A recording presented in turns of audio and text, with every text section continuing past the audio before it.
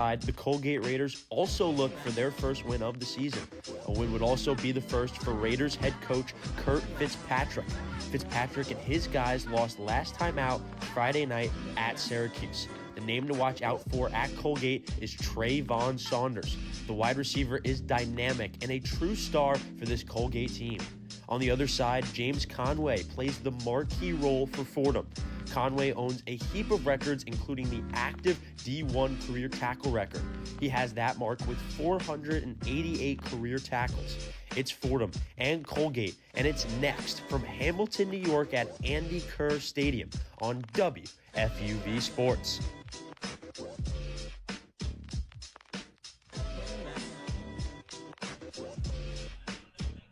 Welcome to Crown Field at Andy Kerr Stadium on the campus of Colgate University. The Fordham Rams go on the road to take on the hosting Raiders in debut Patriot League action for both squads. Also, two teams looking for their first wins of the season. Chris Carrino joined by my partner, Brendan Shorey. Brendan, another tough, disappointing loss to Stony Brook last week for Fordham. This afternoon, another opportunity for the Rams to flip the script. Yeah, disappointing loss last week for sure, but you know one thing they did really well, they ran the ball well. Between Jamel James, Ricky Parks, that whole running back group, they ran the ball really well, and that's something they have to continue and do today if they want to win this ball game. Yeah, this Fordham Ram team struggled last week. They were in the game for a while. They clawed all the way back eventually to 13-10. They had a scoring play from Gunnar Smith. They had a field goal from Henderson. Eventually, Stony Brook scored on a 93-yard touchdown pass to go up 20-10, and then the first of 28 straight points for the Seawolves in that game. That tended to be the difference last week.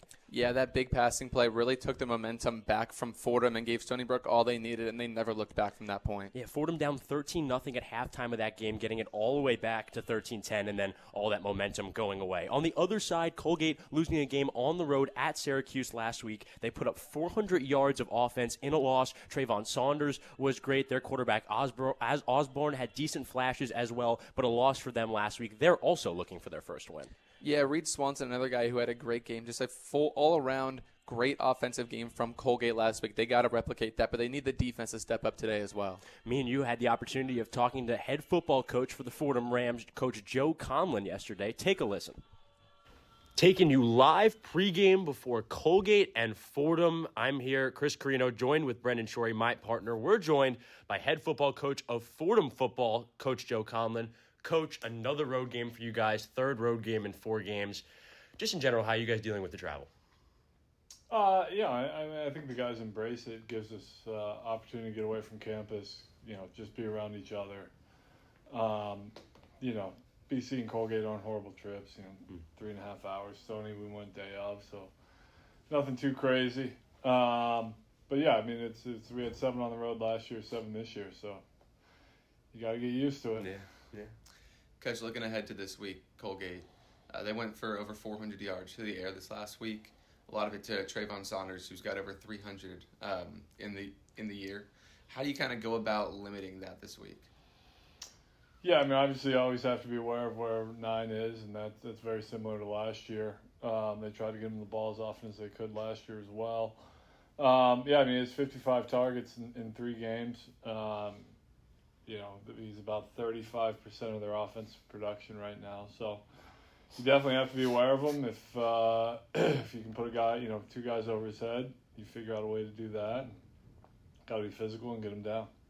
And just talking about limiting things in general, you guys in the second half have really struggled just with unanswered points, specifically in second halves, in the Colgate and the BC game specifically, offensively and defensively specifically. Do you guys think about unanswered points? Is that something that's actually on your mind, or it's more just kind of doing things defensively and offensively? No, I think it's a combination of being able to run the ball consistently, and being able to, 1, finish drives on offense, and 2,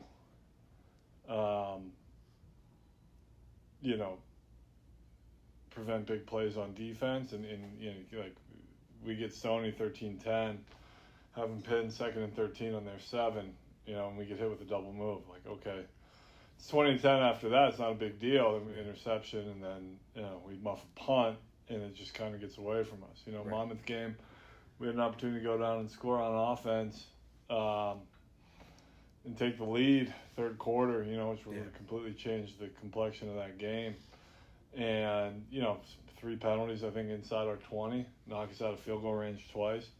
And it just kind of went from there. So, we spent a lot of time this week talking about that, just, dealing with adversity and responding through. Yeah. It's not all going to be linear and it's not all going to be perfect. And we've been down big late before, and you just got to power through. Yeah. You brought up the running and just running the ball effectively. Yep. Jamel James had an injury last week, and we saw Johan Lee Lewis get more touches in the running back position. Can you just talk about the running back room right now and kind of how confident you are in it? Yeah, I think Johan is going to be a fantastic player. Strong, he's fast, he's smooth.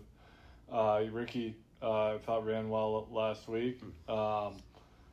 J-Rod's doing a good job on third down and protection-wise. So we feel like we got 3 that can go. Jamel's going to be day-to-day, but when he's back, I think he can be pretty dangerous. We just got to be a little more consistent with our reads and how we're IDing things up front. Yeah. Coach, yesterday after practice, saw the guys kind of stay out there and work on some stuff after all you coaches went in. Just how important is this game, this first game in Patriot League play? How important is it to these guys? Yeah, it's important. Obviously, they're all important. I think, it would certainly be a really good jumping off point in the conference play, but at the same time, Lehigh lost their first Patriot League game last year to Bucknell, so it ended up figuring it out. So it just, kind of, the more you can win, obviously, the more you control your own destiny, and that's a good place to be in. Do you have a relationship with their head coach? It's for his first game. He's obviously done a lot, especially at the D3 level locally here. And how much confidence can you take from last season with a new coaching staff there, new players, some similar players, but is there anything to take from last year? Not really. It's a lot of new personnel on both sides of the ball. I know the guy did a great job at Cortland. We met, obviously, we met at league meetings and we communicated a little bit over the summer. Seems to be a good guy. Did a really good job up at Cortland. He's got them playing hard. They're doing a good job. They're doing better stuff offensively, I think, than they did in the past. And nothing against those coaches. The Stan's a good football coach. Just didn't work out for him up there. But yeah, I think playing hard on defense, playing physically. They're stout, and they're doing good stuff on offense. So. Guy's a good coach, and in a league full of good coaches, so there's not going to be any cakewalks in the league. Definitely. Yeah, and just on Gunner specifically, we talk about the glimpses. They seem to be getting bigger and more consistent, and he seems to be just kind of gaining his footing, gaining a familiarity with week by week. Can you talk about how much confidence you guys have in him going out there with him? We haven't seen Jack very much this season. It's been Gunner for the most part. What's the confidence level there? Yeah, the confidence in Gunner is very high. And credit to him, it's been kind of piecemeal wide receiver, with KJ down, and then Ricky was not as effective as Ricky can be last week, and Noden's kind of coming off something small now. They're both really good this week and healthy and ready to rock. So, exponential confidence in Gunner. I think the more consistent we can be in terms of who's in front of him, that's going to help out a lot. And obviously, once again, if you can run the ball effectively and consistently, that's going to help immeasurably. Yeah, go on. You just mentioned wide receiver room. Freeberg, one of the guys in there, has kind of been a surprise in the way that he's toward the top in terms of receptions, in terms of receiving yards so far this season. Can you just talk about how good he's been? Yeah, Jack's been solid. He was kind of neck and neck with KJ coming out of the spring. We thought KJ was a little more consistent. So he got the nod with BC, but we knew Jack was going to play a lot. Those guys would probably be 60-40. And then when KJ went down, Jack stepped up. And Jack was extraordinarily productive in high school. I think he almost set the record in Arizona for career receptions and maybe yards. Wow. I think he had a high ankle his senior year that kind of slowed him down a little bit, but Jack's super productive. He's really sure-handed and doing a good job there. And he's been a very, very pleasant surprise so far, and he gets it. He understands it, and so he can play fast. And talking about the big play when you guys defend, trying to limit that offensively, is that something you guys are looking for in the second half of games, down the stretch of games for that big play? Gunner can get it there with his arm, maybe his legs. Yeah, I mean, there's some things we can do from a double move standpoint, and trickeration as they call it. That we have some stuff in the game plan this week. All right, cool. All right, anything good? Thank you, Coach. Appreciate it. Colgate and Fordham coming up next on WFUV Sports. Thank you, of course, as always, to Coach Joe Conlon. Always fantastic every week. And we're catching you just a few moments before game time, 30 seconds on the game clock here at Crown Field on the campus of Colgate University. Just saw the coin toss up here in the press box. Colgate won the coin toss, decided to defer, and the Fordham Rams are going to take the ball first, Brendan. Yeah, Fordham Rams taking the ball first. Really a chance to build off of what we saw in flashes last week. Gunner Smith getting his chance to go out and set the tone early in this game. Yeah, absolutely. Gunner Smith, the first-year quarterback for the Fordham Rams, the Highland Community College transfer, spent time at UCF, USF, and has been brought in to lead this Fordham offense. Fordham offense has a lot of weapons everywhere. KJ Reed, Ricky Gonzalez, Noden Tracy. They were the people who were supposed to garner most of the attention in the wide receiver core. Guys like Jack Freeberg, Jabril Carter, they've also garnered some of those headlines as well. Jack Benton, can't forget him as well. That'll be kicked off by Colgate, and the Fordham Rams will take it over with a touchback. That ball's out of bounds. That ball goes out of bounds. It's going to be a penalty on the very first play by Colgate. Thought it might have made it past the pylon. It did not.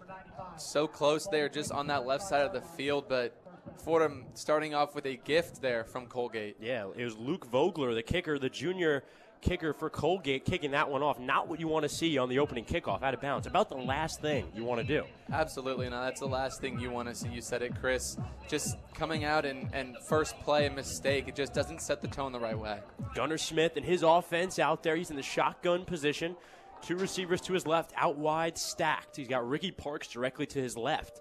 Fordham going right to left in their white uniforms, maroon pants.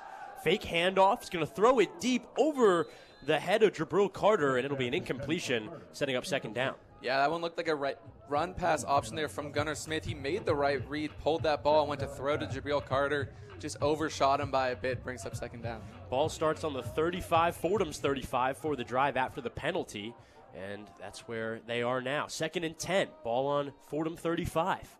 Gunner takes the snap, gives the handoff to Ricky. Ricky sweeps right, finds himself at the sideline, hurdles a guy, eventually taken out of bounds right before the 40. Yeah, Fordham with the exact same formation here as that first down play, just showing how many different looks they can give out of these different formations. That'll be a 4-yard carry on the run, setting up 3rd and 6 for the Fordham Rams, first third down of the game. Gunner in the shotgun, two receivers to his left, one to his right.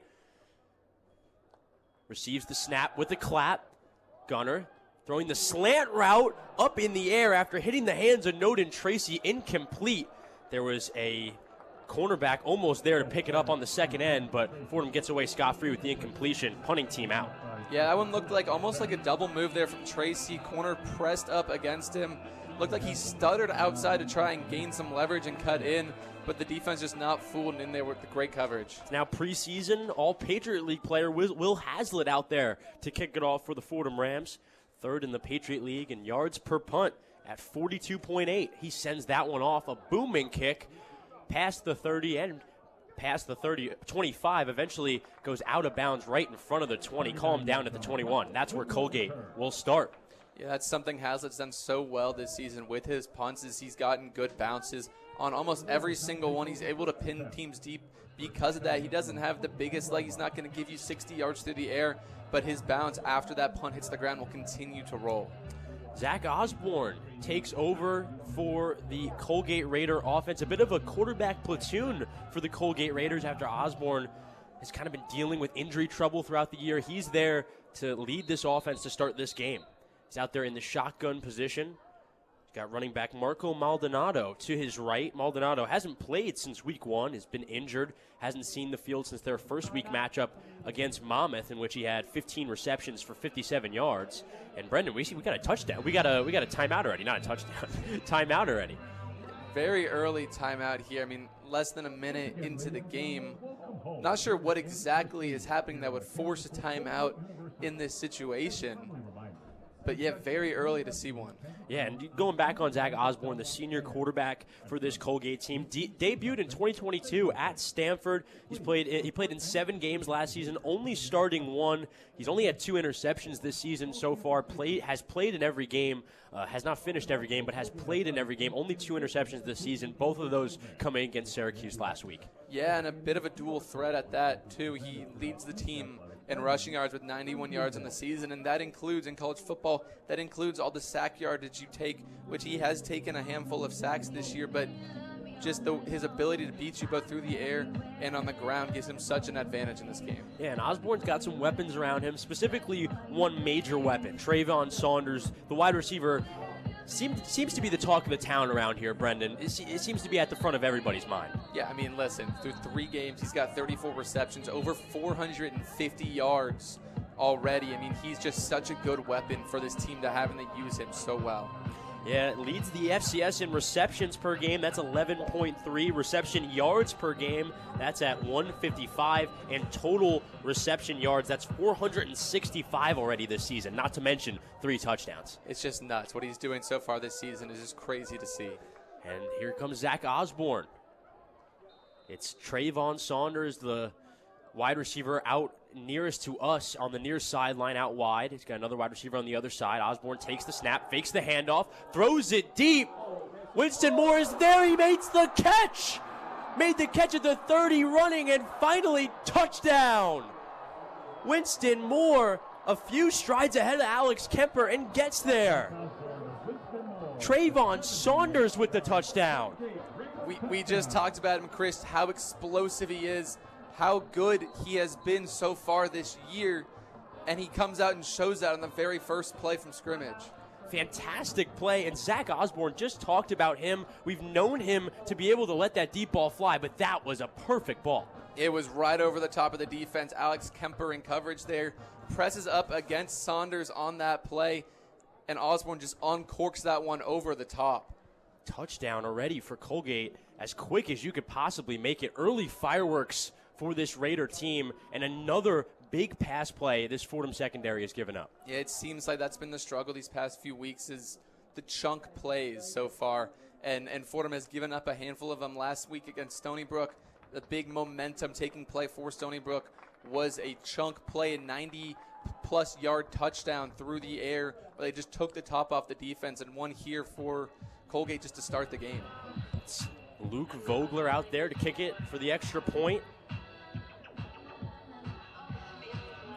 Don't really know what's going on here. We got lines set up to the left of where they're going to kick this off. Brendan, can you explain what's going on? Bit of an odd formation. My best guess here is that they're lining up in a weird formation just to try and confuse the Fordham defense. If they see something they like here, they can try and take advantage and go for 2.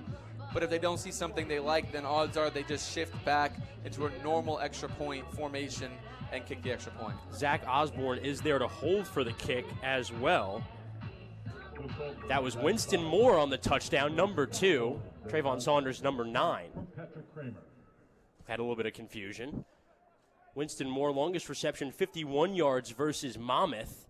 And that one even longer than that, 78 yards on the reception. 1st and 10 for this Colgate team, and what a first play to start off for this Colgate offense, Brendan. Yeah, I mean, amazing first play. Going to your playmakers there, just taking a shot on first down. You have the opportunity to do it. Why not?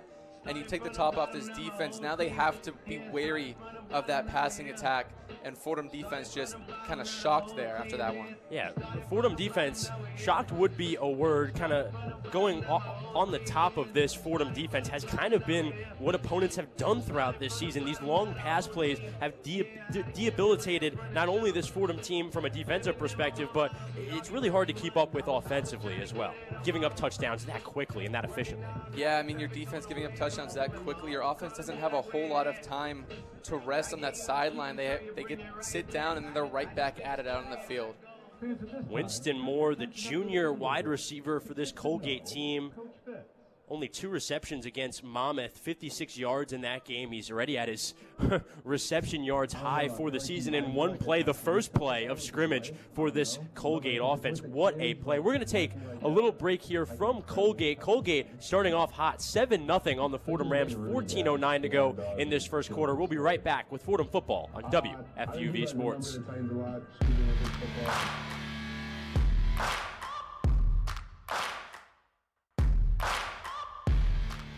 What's up, everyone? I'm Chris Carrino. I'm Brendan Shorey. And I'm Tucker Austin. Your Fordham Football broadcasters for the 2025 season. Join us every Saturday on 90.7 FM and on WFUV Sports YouTube page for live radio broadcasts of every Fordham football game as the Rams continue their quest to their first Patriot League title since 2014. With a new look offense and veteran leaders on defense, you won't want to miss this. Fordham Football, every weekend on WFUV Sports.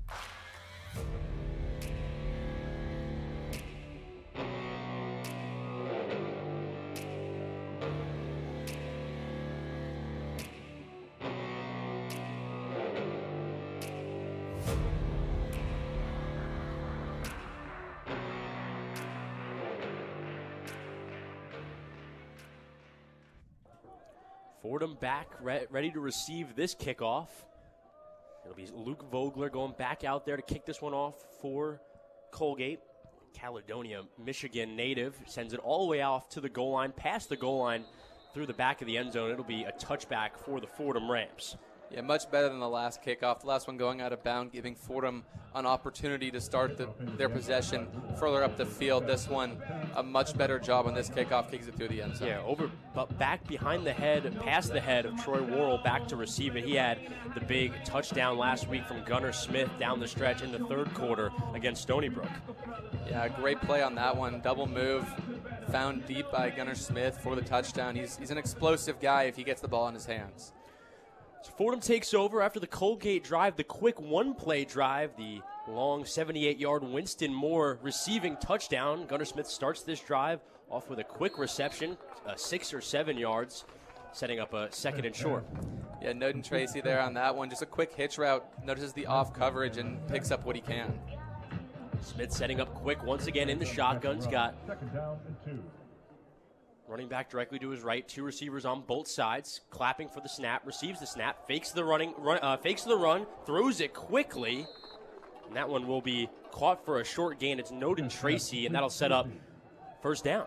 Yeah, it was great close, play right there. on the line there. Kenny Langston, the safety there, almost jumps that hitch route and takes it to the house, but that one gets just by his fingertips. Gunner setting up once again, 1st and 10, ball on the Fordham 40, and there's some early movement there, some claps from coaches on the Fordham sideline. I believe that's going to be on the Raiders. Yeah, both teams moving there very close. You couldn't exactly tell who moved first. It looks like the defense did, but it looks like in their shift, when they were shifting left, someone must have jumped, and the Fordham offensive line jumps just to take advantage of that. Yeah, Fordham going to move up slightly now. Ball on the 45, Fordham 45, 1st and 5 for the Rams. Gunner in the shotgun, receiver stacked on both sides. Gunner snap back, drops back, now moves through the top of now moves through all the way, past all the way at the 48, gets stopped, taken down around his ankles, moved up in the top of the pocket. I was thinking of the word for pocket, got through the top of the pocket, and eventually got ankle tackled at the 48. Good pressure there by the defensive line. Gunnar Smith wasn't able to hit Noden Tracy as he was open across the middle. Short second down here for the Rams. Gunnar Smith takes the snap, throws to Freeberg behind the line with some wide receiver screens on the near sideline, gets a few yards, taken down at the 46. Yeah, with these kind of screen passes, it's just a numbers game. You see Freeberg out on the left catch that ball, and only 2 defenders nearby where you have 2 receivers blocking. Just a numbers game, get Freeberg the ball and let him go in space. This Fordham offense moving fast. Now past the 50. 1st and 10. More movement again from Colgate on the line. No flag. Gunnar Smith looking to his sideline. 4 receivers, 2 on each side. Running back directly to his left. Takes the snap, looks back to pass. Moves up in the pocket, gives it to Noden Tracy. Tracy taken down right after the catch. That'll be a 6-yard gain, setting up second down. Yeah, Danny Norcia, the right defensive end there. He jumped early, but this Fordham offensive line didn't flinch at all, which means he was able to get back on sides, and Fordham had to run the play. More hurry-up offense for the Rams. Second down. in the shotgun. Smith receives the snap, looks back to pass once again, throws it on the near sideline, very far away from Jaden Allen, who looks behind him at that ball go into the turf, setting up third down, 3rd and 3. Yeah, it looked like Gunnar Smith was trying to hit Jaden Allen on the back shoulder there. Allen was just streaking down the field with the defender sitting just inside. If Gunnar connects there, it's a big play, but just misses on that one. Ball in the Colgate 30, Fordham marching past the 50-yard line, 3rd and 3, big third down for the Fordham offense. Gunnar Smith in the shotgun, 3 receivers to his right, gives the handoff right up the middle. Lewis is stuffed by the Colgate line. A stop from the Colgate defense on 3rd down. Yeah, Colgate out here, they've run a 3-man front for a lot of this drive, and the ideal offense to run against that is you want to pound the rock, but that time just the linebacker's so quick to fill the holes. Yohan Lee Lewis has nowhere to go. Lee Lewis picking up more running back touches. Was mostly a special teams guy at the beginning of this season with Jamel James going down. He's picking up some more running back touches. Gunnar receives the snap, looks back to pass in the shotgun, finds his receiver on the far sideline. He's got it! Jabril Carter in the end zone. Touchdown, Fordham Rams. What a play from Gunnar Smith to his receiver. Yeah, Gunnar Smith just exploits the zone coverage on this one. You have a corner sitting in the flat and the safety over the top. The place to attack down the sidelines, and he finds Carter down the sideline for the big touchdown. Carter right next to the sideline, 5 or 10 yards from the end zone, walked the tightrope to get in and get some vengeance back for this Fordham offense. Big response there from the Fordham offense after Colgate goes one play and scores. Fordham comes out and punches right back. Bennett Henderson out there for the extra point. The sophomore 2 for 3 on field goals this season, only taken 3. Henderson lets that one go through. Only true freshman to start for this Fordham team at kicker since 2017, and he's in his 2nd year in prime form. Yeah, very impressive feat. He's been so solid for the Rams both last year and up to this point this year. He's been knocked down from wherever they need him to be. Fordham punches back in this Patriot League debut. 11:20 to go in this first quarter. It is 7-7. Colgate and Fordham will be right back from Colgate. You're listening to Fordham Football on WFUV Sports.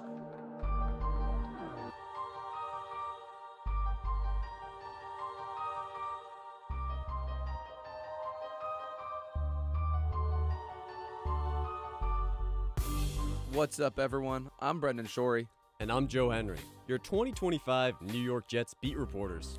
Follow along with us every Sunday as we cover and analyze all things JETS. With a new quarterback at the helm, can Aaron Glenn right the ship and cause chaos in the AFC East? Stay updated every week with game updates and recaps from @Brendan_Shorey and @JoeHenry_4 on X. WFUV, your home for Jets football.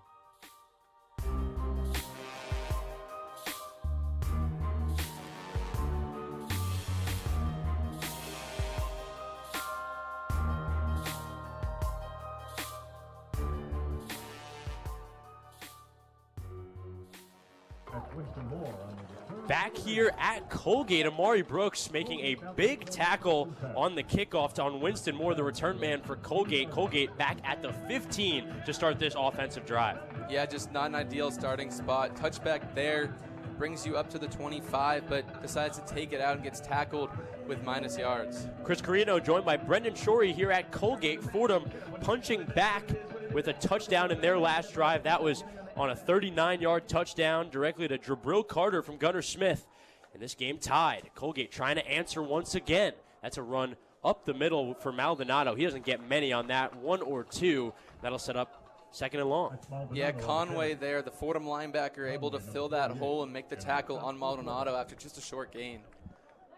Maldonado, as we said before, been injured since week 1, comes back, makes his highly awaited return this afternoon. And it's Osborne set up in the pistol. Got Maldonado right behind him. 2 receivers on both sides. Maldonado shifts to his left. Now in motion to his right. Osborne tries to go up the middle, way above the head of Trayvon Saunders. And there was a real opportunity there for the Fordham secondary to make a play. Yeah, and a flag there thrown at the end of that play, Chris. It looks like in the secondary. It looks like it's going to be defensive pass interference. That's the sign I saw the ref making to another ref, and then as they call it, very, very tight coverage there on the drag route by Trayvon Saunders. Yeah, it's going to be a pass interference penalty on the defense at the spot of the foul. That's going to move up the Colgate offense. And that's something you really don't need to be doing against this explosive offense. You want to try and limit the free yardage you can give them. So now Osborne and Colgate setting up past the 20 at the 23. That's where they'll start. 1st and 10. Man in motion, Saunders in motion. Osborne fakes it to him, runs it up the middle.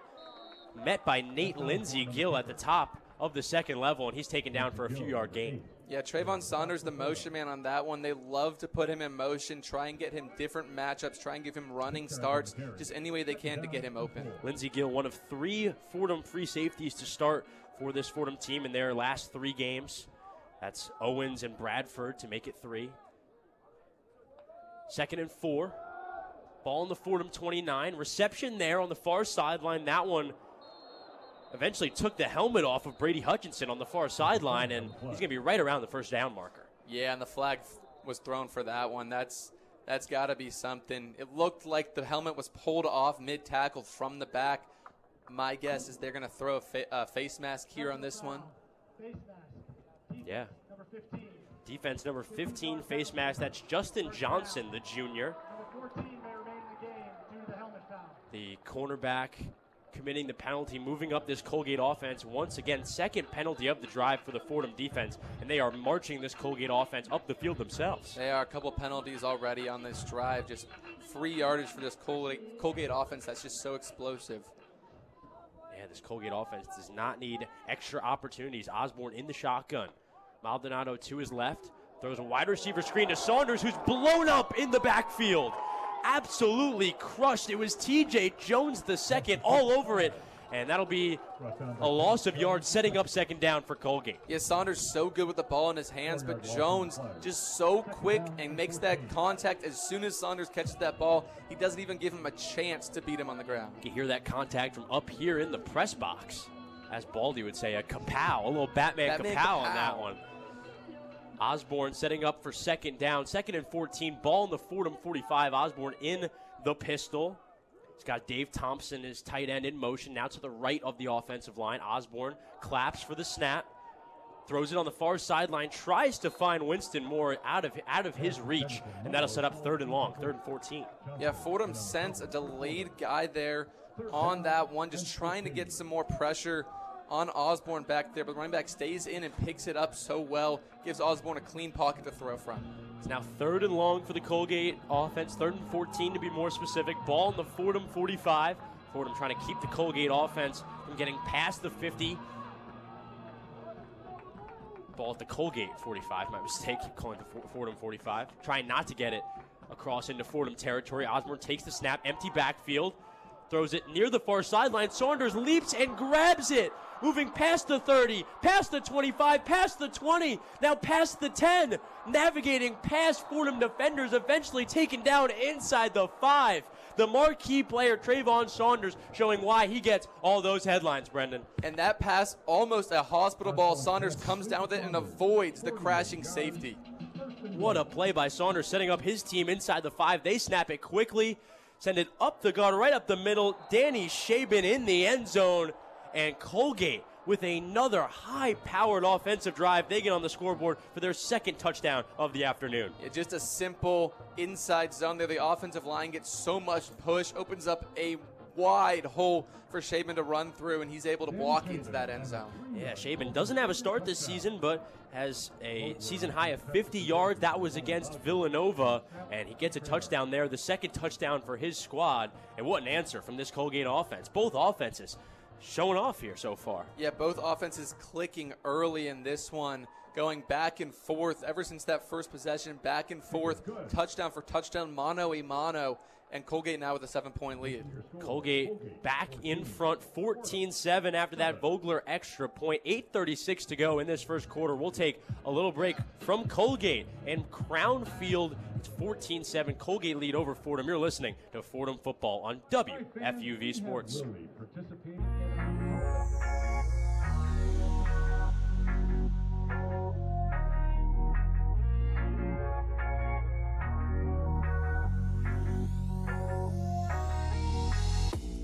What's up, everyone? It's Joe Henry, one of your New York Mets beat reporters for the 2025 MLB season. From Soto's slugging to Senga's strikeouts, I'll have you covered from Citi Field all year long. Follow me on X at JoeHenry_4 for exclusive interviews, game day insights, and live coverage of every play. So take a ride on the 7 train with me as the Mets continue their quest for World Series glory. WFUV, your home for New York sports.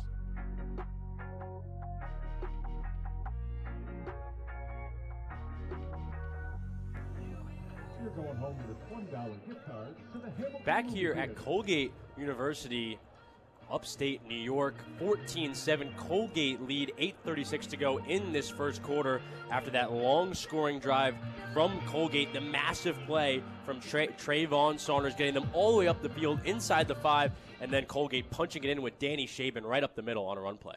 And the drive started with a return just to the 15. It looked like a dreary start to the drive, but the Colgate offense able to bounce back from that opening return and drive all the way down thanks to that big play by Saunders and punch it in with Shaben. Saunders 51 yards on that big play, and eventually Danny Shaben 4 yards on the rush to get into the end zone. And Colgate back in the lead, ready to kick this off. Vogler out there to kick it off once again.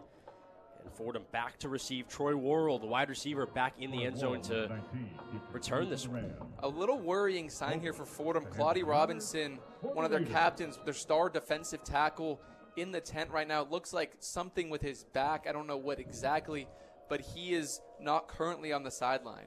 Yeah, not currently on the sideline. The senior captain on the D-line, 6'2", 305, one of the energy boosters for this Fordham team, no doubt. Worrell taken down by a few defenders around the 25. Decent return for him. Yeah, he does a good job spinning off a couple defenders around the 22-yard line. He's able to pick up that extra few yards and give Fordham good starting field position.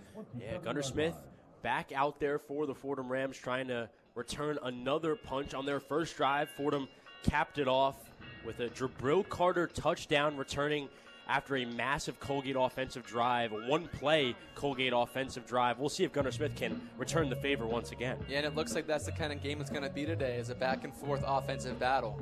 Yeah, both these defenses have struggled in this early season so far. Expected a lot of points coming into this afternoon. Smith in the shotgun to start off the drive. Ball on the Fordham 27 in their own territory. Pass to Ricky Parks at the 25, tries to get past the 25, taken down by a few Colgate defenders, and that'll set up second down. Zach Jones, the linebacker there, the first one in on that tackle. He does a good job sitting back in his zone, taking away the corner route run by Jack Benton and forcing Gunnar Smith to check that ball down. Yeah, sophomore outside linebacker making the play there. Gunnar Smith set up for 2nd and 9, ball in the Fordham 28. Smith in the shotgun, Ricky Parks to his right, stacked receivers to his right, his far right, next to the sideline. Gives it to Parks, takes it up the middle, tries to squeeze through a few defenders in a hole, ends up getting taken down past the 30, called 32. Yeah, that's a big play there. He squeezes through a hole, kind of wiggles his way forward, and makes his third down very manageable. Yeah, it's a manageable third down set for this Fordham Ram team. Call it 3rd and 5. 3rd and 5 on the Fordham 32. Gunnar in the pistol. Ricky Parks shifts to his left, now the shotgun. Drops back to pass. Gunnar moving up the pocket. Now trying to avoid defenders, eventually taken down in the secondary by Tymir Wynn. And that's a first down. What a play from Gunnar Smith. Yeah, Colgate brought pressure there. They had a 5-man rush there, but Gunnar Smith finds the gap in that pocket, squeezes out, and is able to do what we know he can do so well, use his feet to get the first down. Tymir Wynn, interception leader for this team last season. 2 interceptions against Monmouth in their Week 1 matchup. Smith setting up in the shotgun once again. 1st and 10, ball in the Fordham 39. Fakes the run, throws the pass right over the middle. Jack Bed had it in his hands and dropped it, and that'll set up 2nd down after the incompletion. Yeah, great job there by Tymir Wynn. He's in on the coverage. He gets beat initially by Benton, but that throw a little behind Benton, and Wynn is able to get his hand in there and punch that ball out and force the incompletion. Just talked about him, the junior, making plays. Smith set up on second down. Second and 10 on the 39. Gunnar Smith back to pass, moves right in the pocket, throws it to Rodriguez behind the line of scrimmage. He moves up past the first down and past the 50. And the Fordham Rams are in Colgate territory. First down, Jacob Rodriguez. Yeah, great job there by Jabril Carter. He's the receiver on that side of the field where the play happened. He saw Gunnar scramble. He saw him throw it to Rodriguez, and he turned around and just started blocking. Smith in the shotgun once again. First and 10, ball on the 49. 1 yard over the 50. 3 receivers to his left, 1 to his right. Smith, hands up. Claps for the snap. Gives the handoff. Rodriguez right up the middle. Shifts right. Tries to juke by a few defenders. Eventually taken down by the D-line and the linebackers. Rodriguez with such good patience there. He sees no hole open up the middle, but he does a little stutter step. Looks like prime Le'Veon Bell, running back for the Steelers for a while. Shows his patience and finds that hole eventually. Yeah, Caleb Braccassini on the stop there. It was a quick stop, setting up second and 10. No gain on the play. Ball on the Colgate 42. Some movement on the Colgate line. A few flags come out. We'll see which side this is on. I would imagine this is on Colgate. It looked like they jumped first, and then Fordham left tackle Cooper LaFond reacted to that. Yeah, it's going to be on the defense. Number 92, Brock Winsett, the junior DN for this Colgate team, picking up a penalty, and Fordham moving down the field even more, Brendan. And a free first down there too, Chris, from that penalty. Yeah, big first down for Gunnar Smith and his squad. Smith looks to his sideline for direction. He's got Jacob Rodriguez with him in the backfield. Jaden Allen setting up to the left of the line. Smith sets up first and 10, ball in the Colgate 37. 37 yards to go. Smith fakes the handoff, looks back to pass. Looks deep, now moves up in the pocket, meets the linebackers at the second level, eventually goes down before getting hit massively, getting taken down right before the 30-second up, setting up second and short. Yeah, Gunnar with a decent amount of time there in that pocket. Doesn't feel a whole lot of pressure. A few seconds later, pressure comes off the right side, but Gunnar feels it, steps up, and takes it himself. Second and 5, ball in the Colgate 32. Smith in the shotgun. Claps for the snap, has it. Gives the handoff. Rodriguez right up the middle, is swallowed almost immediately by Philip Tabasso, and that'll be a 2 to 3 yard gain. Yeah, Rodriguez, for such a small guy, has so much power, and he's able to use that so well on this play, putting his shoulder down and pushing forward makes it a third and very short. Yeah, it's going to be third and short, as Brendan said. Ball on the Colgate 28. Smith in the shotgun, receives the snap, gives it up the middle. Rodriguez gets the yards needed and more. Past the 25, gets taken down at the 21. Call it the 22. Yeah, Fordham going with a unique approach here from the shotgun on a 3rd and 1. End up handing it off to Jacob Rodriguez, and a massive hole opens up for him. First down, ball on the Colgate 28. Fordham moving at a steady and rapid pace. Good sign for any Fordham fans. It's going to be Smith and Parks in the backfield once again. Parks to his left, set up in the shotgun. Staggered receivers stacked on the left on the near sideline. Out wide. Smith moves Parks to his right in the backfield. Receives the snap.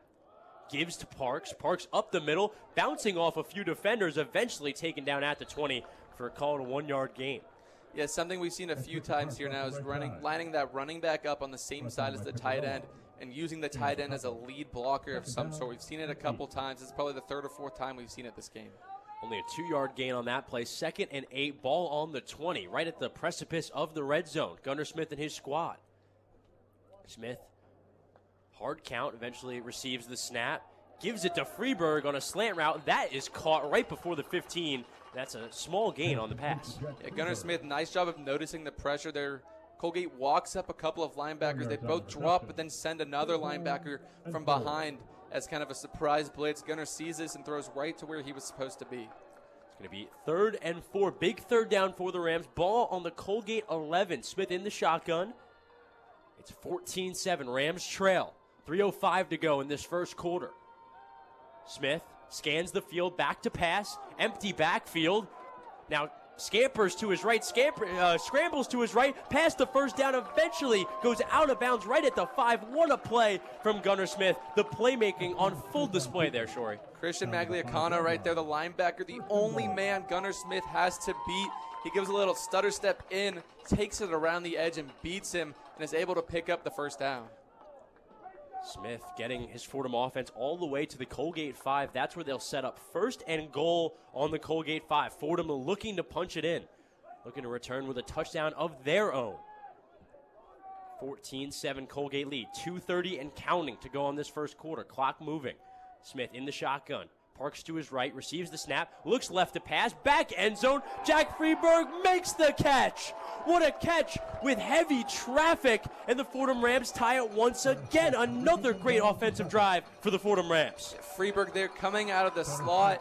Cornerback has inside leverage. They're slated inside of him, so Freeberg sees this. Gunnar Smith sees this, knows exactly where to go. Freeberg runs the corner route to the back pylon, and a perfectly placed throw from Gunnar Smith. Touchdown Rams. What a drive and what a game so far for Gunnar Smith. Bennett Henderson out there to take the extra point and tie this one up. Fordham Rams got a lot of juice on that sideline right now. A lot of juice, and we saw it before the game too, hyped when they found out they're getting the ball first, and have continued that energy throughout the game so far. Fordham ties it with the extra point, 14-14. Fordham Rams showing fight early on the road at Colgate. 2:19 to go in the first quarter. Chris Carrino and Brendan Shorey will take a little break from Colgate. We'll be right back on WFUV Sports with Fordham Football.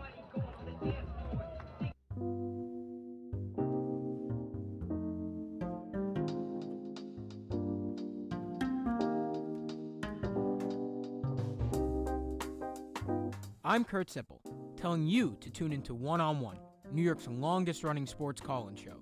Catch us live every Saturday on our WFUV Sports YouTube Live from 11 a.m. to 2 p.m.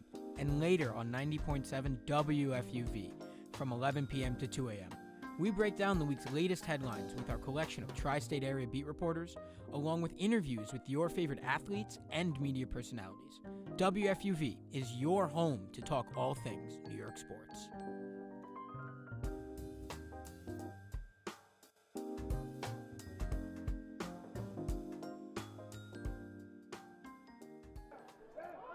Bennett Henderson kicks it off. Winston Moore picks it up for Colgate.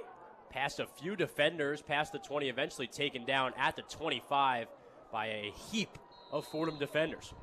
Yeah, he's met at the 25, but just keeps on pushing and gets some other Colgate guys behind him who will keep pushing him forward, just trying to pick up as much as possible. Colgate offense takes over after that Fordham drive. Fordham scoring on a 5-yard touchdown pass to Jack Freeberg from Gunnar Smith in the back left of the end zone. Pretty pass, as you said, Brendan. That was set up from a Gunnar Smith run as well. 11-yard run got them right within 5 yards, and they got to punch it in. Yeah, Gunnar Smith doing it all today on the ground, through the air. He looks great. That made it 14-14 where we are now. 2:10 to go in this first quarter. Osborne starts off the drive for Colgate. Sends it up the middle. A few yards gained on that play eventually. Running back taken down at the 40. And that'll set up a first down for Colgate. That was Danny Shaban, the touchdown scorer on the run. Yeah, good run there. Just finds the gap, puts his head down, and goes north, and ends up coming very close to that first down. But didn't get it yet. Just a yard short. 2nd and 1, ball on their own 40-yard line. Osborne claps for the snap, fakes the run, looks to pass, looks on that far sideline. Bit of miscommunication with him and Trayvon Saunders, and that one's incomplete. Terrence Jones, the second there on the coverage. He gets his head turned around just a second earlier. That very well could have been going the other way. Instead, focused on Saunders, and that ball just falls just next to Jones. Total reception yards per game, receptions per game, they're all led by Trayvon Saunders in the FCS. The wide receiver king of the FCS, if you will. I will, Chris, I will. I'll crown him. Osborne takes the snap. QB run, a designed QB run, gets him a few yards past the first down marker, and he's taken down, call it right around the 44-yard line. Yeah, 3rd and very short, and Colgate goes empty. Nobody in the backfield but Osborne. He just takes this one himself. Quarterback power, picks up that first down. Going to set up first down for Colgate. Ball still on their own 44. They're moving, though. They're moving fast. Pistol set for this Colgate offense. Zach Osborne got a running back directly behind him. Now shifts to his left. It's Cole Fulton out there.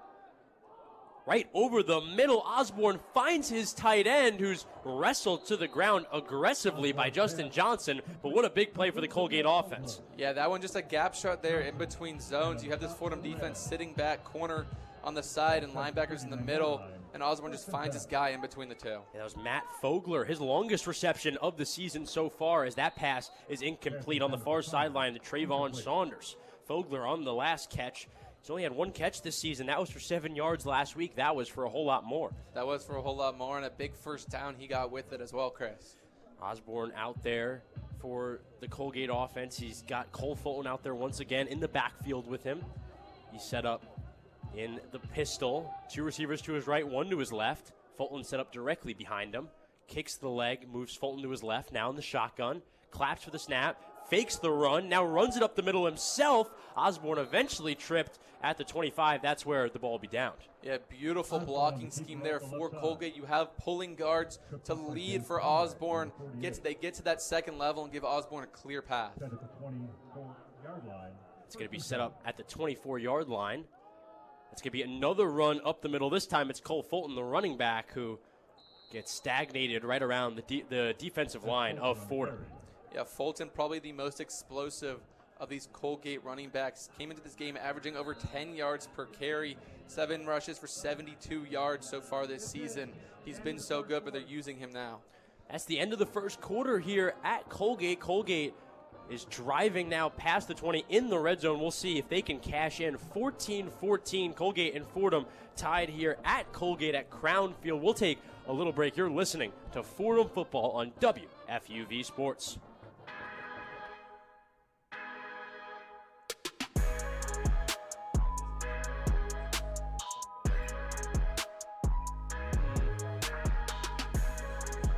Do you want to just go to it after the promo? Hello everyone, I'm Trey Rodriguez, calling you to tune in to WFUV Sports One-on-One, New York's longest running sports call-in show. We're live every Saturday on YouTube from 11 a.m. to 2 p.m. and later at night on 90.7 FM from 11 p.m. to 2 a.m. We cover the latest news in the sports world with our wide range of beat reporters, as well as exclusive interviews with your favorite athletes. We'll see you next Saturday on One-on-One.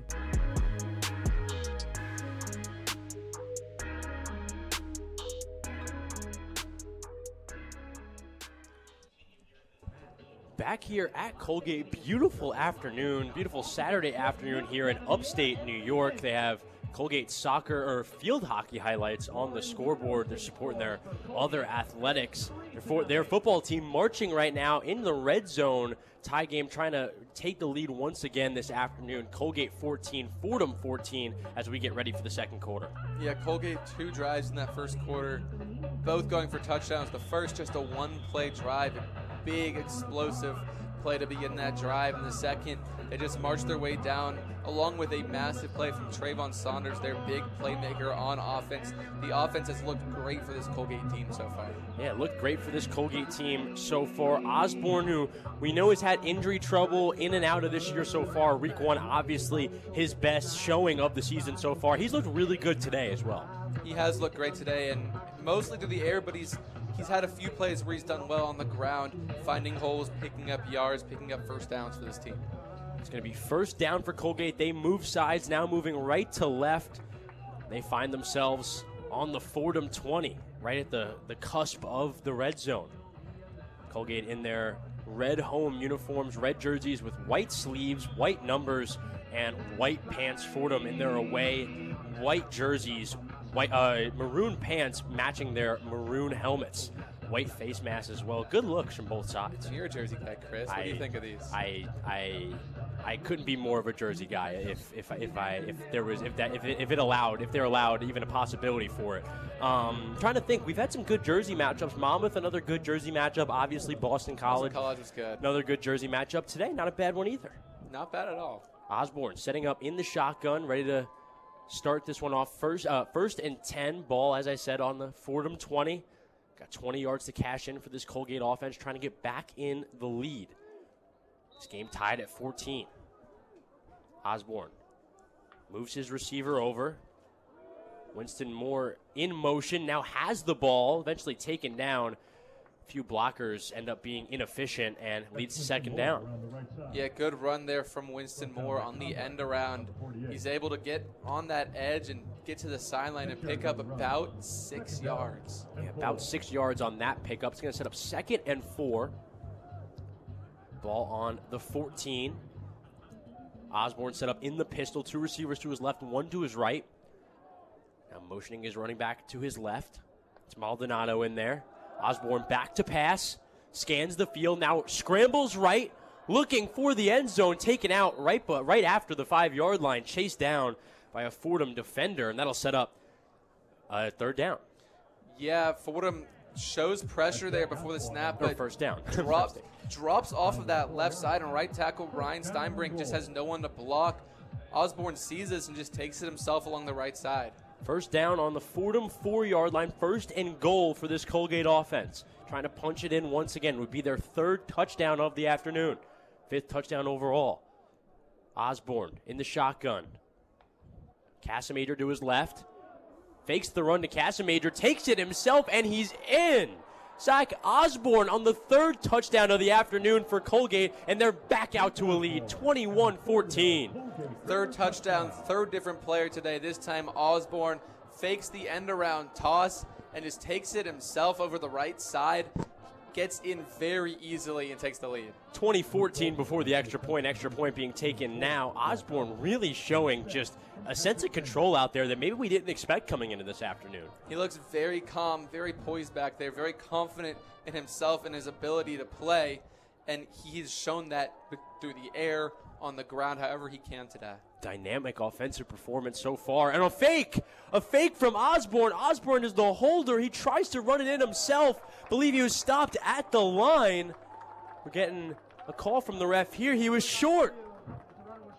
Osborne short of the goal line on a fake on the extra point, and Fordham gets a point back. A lot of trickeration from this Colgate Raiders team, from the special teams more specifically on these extra points, lining up in a weird formation, trying to confuse the Fordham defense. This time they motion back to a field goal formation, but Osborne picks up the snap and tries to power it into the end zone. And Brendan, we just saw how dynamic Osborne can be athletically running into the end zone for the touchdown. And I've brought it up a few times this afternoon. It's weird that the starting quarterback is holding for all place kicks and kickoff, and well, no, not kickoffs, but all the place kicks. Osborne's been out there holding. It's rare you see a starter do that. Maybe they have him out there to do things like that. That's what I have to figure too. I mean, he's a very strong runner. He's strong on the ground, great at lowering his shoulder and going through defenders. He reminds me a lot of Buffalo Bills quarterback Josh Allen with just how strong he is as a runner, and he's showing it, and he showed it on the touchdown. This time he gets tackled just short of the end zone. Just short of the end zone. Not on the touchdown, though. Touchdown for Colgate on the Zach Osborne scramble and score. 2014 Colgate lead. It'll be Vogler to kick it off once again for Colgate. And Chris, very aggressive call there Yep. on that extra point, trying to go for 2. Colgate, it looks just trying to create something to go for this Especially team. as early as we are in this game. Definitely very bold. Troy Worrell back to receive this one for the Rams. He will. Catches it at the 5, takes it out. Now past the 20, eventually taken down past the 25, in between the 25 and 30. That's where Fordham will take over offensively. Looked like about a 23, 22-yard return there from Morrell. Just stayed on the right side the entire time. Able to find some hole and wiggle his way up to just short of the 30. Gunnar Smith taking over once again, looking for that 3rd touchdown of this first half. Had a very successful afternoon so far, Brendan. He has. He's been great through the air, on the ground. He's run for a couple first downs. He's thrown the ball very well, been very accurate today. Fordham on their own 27. That's where they'll take over. First down, Smith in the shotgun. 1st and 10. First play of the drive. It'll be a run. Jacob Rodriguez right up the middle. Gains a few yards, eventually taken down right after the 30. Call it the 31, 4 yards on the run. And Colgate sending pressure there off the left side. Gunnar sees this, hands it off to Rodriguez, who's going up the middle. And that pressure ends up rallying and making the tackle, but Rodriguez a solid gain. 2nd and 6 for the Rams on their own 27. Smith gets it in the shotgun, fakes the run, looks to pass, finds Rodriguez on that far sideline behind the line of scrimmage, tries to get past a few defenders, eventually tackled past the 30, call it around the 33. About a 2-yard gain on that one, setting up 3rd and short. Yeah, we know when Fordham stacks receivers on the outsides, they love to throw those screen passes and have the lead guy blocked. This time a look very similar. You stack the receivers, but instead of a screen pass, they're looking for a fake screen with a double move off of there. Gunnar Smith just does not see it open up and decides to take it. 3rd down and 3, ball on the Colgate, or the Fordham 34. 3rd and short for the Rams. They're in shotgun formation. Smith back to pass, looking near sideline, has Freeberg open, and he drops it. Freeberg a few steps ahead of his defender, Tatum Johnson, couldn't hold on, and he's got his hands in his face, sitting down on the sideline. He is disappointed. Yeah, man coverage there for the Colgate Raider defense, and Gunnar Smith likes this look, the corner route on this coverage, and Freeberg is able to make some space on that cut. When he cuts towards that corner, that ball just in and out of his hands. Would have cashed in for the Rams offense for about 30 yards. Instead, the punt team is out there. 4th and 3 for the Rams on their own 34. Will Hazlitt's out there to punt it. The preseason All-Patriot League player sends a booming kick and a long corralling tackle past the 35. Call him down at the 32. Special teams, specifically the punting unit of this Fordham team, really, really effective this afternoon. Really effective. Hazlitt bouncing the first one, getting good bounces, and then that time Brady Hutchison thinks that he's going to be able to make a move and get some yards on a return, but the Fordham punt coverage so strong there. Yeah, Fordham punt coverage strong. 2014, Colgate still leads. Now Colgate going to work offensively, try and operate offensively with a lead. Yeah, and that's something they have done. They haven't done a lot today, haven't done a lot this season, but we've seen how explosive this Colgate offense is. If they can just add on to the lead, that would be big for them. Be big for them. We saw a lot of good things from Zach Osborne there, starting quarterback in the last drive. He capped off the last drive with a run. We're going to see if some of that's going to translate the rest of this afternoon. And it should. I mean, if he plays at the level he's been playing at so far, that should translate very easily, and he should be able to lead this offense for the rest of the game. Absolutely. Both teams in their huddles. We'll take a little break here from Colgate. We're going to send it back to the Rose Hills Studios for a one-on-one scoreboard update with Tucker Austin. Take it away, Tucker. The one-on-one scoreboard. One Patriot League team was active Friday night this week. Lafayette got a strong home win against Columbia as the Leopards took down the Lions 38-14. Lafayette running back Kente Edwards rushed for 150 yards and 3 touchdowns to power the Leopards to victory. After a long trip north to Providence, Rhode Island, the Georgetown Hoyas match up with the Brown Bears in Brown's first game of the season. The Bears blitzed the Hoyas in the first half as they hold a 32-0 lead at the break. The 0-3 Holy Cross Crusaders also have a road game against an Ivy League opponent in Yale. The Bulldogs playing their first game this year as well. Yale leads Holy Cross 7-0, second half just getting underway. First-year Patriot League member school Richmond hosts VMI for an in-state battle. The Spiders and Cadets kick off at 2 p.m. Eastern, with both teams looking for win number 2 on the year. Lehigh is the only undefeated team left in the Patriot League at 3-0. They're on the road for a date with Bucknell under the lights. The Mountain Hawks and Bison kick off at 6 p.m. Eastern from Lewisburg, Pennsylvania. From the AP Top 25, number 17 Texas Tech opens Big 12 play against number 16 Utah in Salt Lake City. The Red Raiders took the early lead and now hold a 10-3 lead at halftime. Quarterback John Mateer and the number 11 Oklahoma Sooners play host to the number 22 Auburn Tigers. It's War Eagle versus Boomer Sooner in a mid-afternoon SEC throwdown, kickoff at 3:30 Eastern. Lastly, College Game Day graced the campus of the number 4 Miami Hurricanes this morning. They ready to take on their in-state rival Florida. The Gators will try to cap Miami's explosive offense with an aggressive SEC defense. That game at 7:30 p.m. Eastern. With the one-on-one scoreboard, I'm Tucker Austin.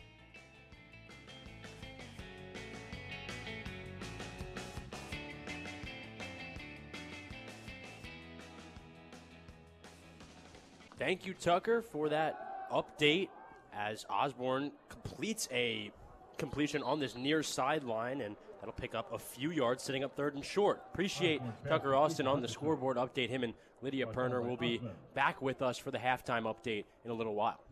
Yeah, and they will, and a great job there. What we missed is a couple of just quick passes there from Osborne, getting that ball out quick, short routes, trying to pick up some short yardage and move the chains. Yeah, that most recent reception of first down. That one was to Brady Hutchinson, the senior. Osborne now setting up 1st and 10. Ball in the Fordham 47, or the Colgate 47. Another reception.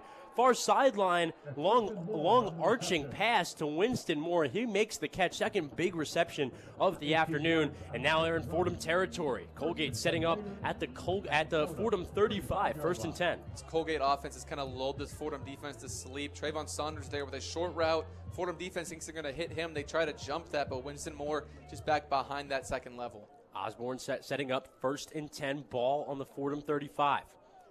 He gives the handoff to Winston Moore in motion. Wide receiver gets out to the 30. That's where he's taken down. And Brendan, we have a bit of an injury update with this defense, this Fordham defense. We do. We mentioned it earlier. Claudia Robinson in the tent.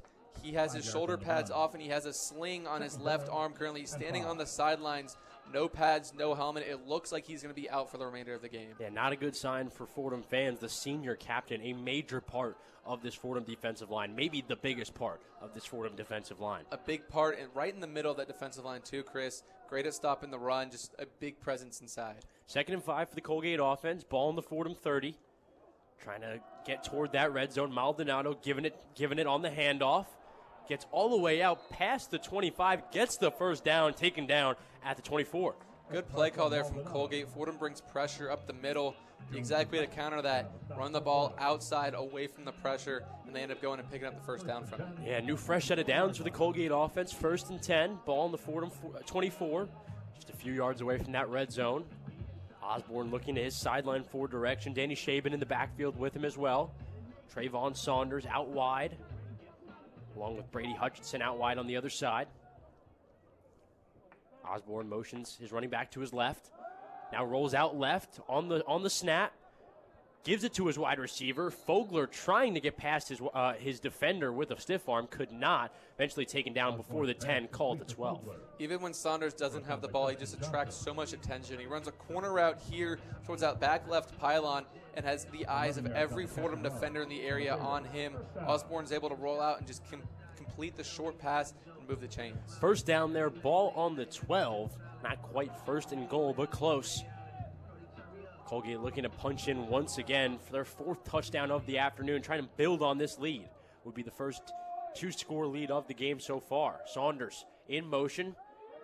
Osborne fakes to the running back, runs it up the middle, eventually taken down right before the 6. Another run play around the goal line for Osborne, working well for this Colgate offense. And that fake handoff had everyone fooled. Danny Shaben on the fake handoff ends up getting tackled in the backfield on that play. It took a minute for people to realize that Osborne was the one with the ball. Yeah, a little triple option. He seemed like the last option that the Fordham defense thought had the ball. Nonetheless, it's going to be 2nd and 5, ball on the 7. Osborne talking to his line in front of him, now moving back into the shotgun position. 2 receivers to his left, Swanson and Saunders. Takes the snap, gives it to his running back, tries to do a few jukes in the backfield. Eventually, Danny Shaben taken down in the backfield. That'll be a 1 to 2 yard gain there on the play, setting up 3rd and goal, or 3rd and short for this Colgate team right around the end zone. It's a good hard-nosed run. Put your shoulder down, move your feet, pick up yards. Ball on the 4, 3rd down. Shaben giving the ball right up the middle, trying to get past defenders, still on his feet, fighting Fordham defenders, eventually taken down in between the 3rd and 4th yard line, and that'll set up 4th down. Decision time here for Colgate. Osborne's been so good on the ground that he drew the attention of Drew Minich, a defensive back for Fordham on that play, who actually committed to him instead of the running back, giving Shaben the room. 4th and 1, ball on the Fordham 3-yard line, 3 yards to punch it in for Colgate. They're going for it. Offense out there on 4th down. Osborne sees some movement on the line. That might be on Fordham. Would be a first down if it is. Fordham pointing to Colgate, Colgate pointing to Fordham. It's how it always happens, Chris. Both incriminate themselves so much. You're never guilty. You're never the one who committed the foul. False start offense. The fears of Fordham not realized there, and it'll be a penalty on Colgate. They're going to do 4th down once again. Don't know if they're going to go for it now. Yeah, 4th and 6, big decision here. They were aggressive on the extra point earlier. Looks like they're going to bring out the field goal team, though. Yeah, field goal team going to come out. Luke Vogler and company going to take the field goal. When it was 4th and 1, they thought might as well, but ends up not working out well for them, garnering the penalty, and they're pushed back, and it'll be Vogler to take this one. And keep in mind, Osborne is the holder still. Yeah, Osborne's still out there holding kicks. And Vogler from the 15-yard line, that one is good. Ball placed as perfectly on the 15-yard line as you can be, and that one through the uprights, 23-14 lead now for Colgate, 2-score lead. Yeah, perfect kick, 2-score lead, but if you're Fordham, bend don't break there on that possession. Obviously, Colgate drives down the field, but you're okay coming away with just giving up the 3 points. Yeah, Fordham defense prevents the touchdown. Colgate still gets points, 23-14. We'll be right back from Colgate University. You're listening to Fordham Football on WFUV Sports.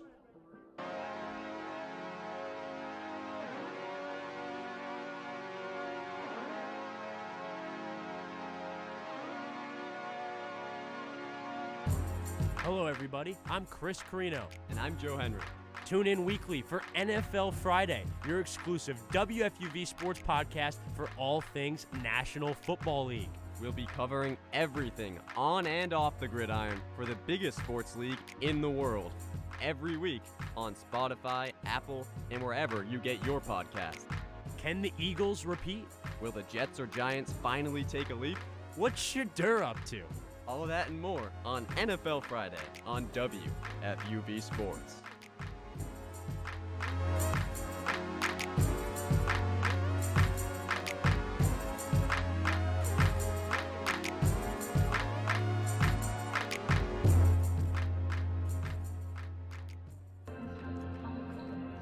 Luke Vogler successful on the 32-yard field goal for Colgate.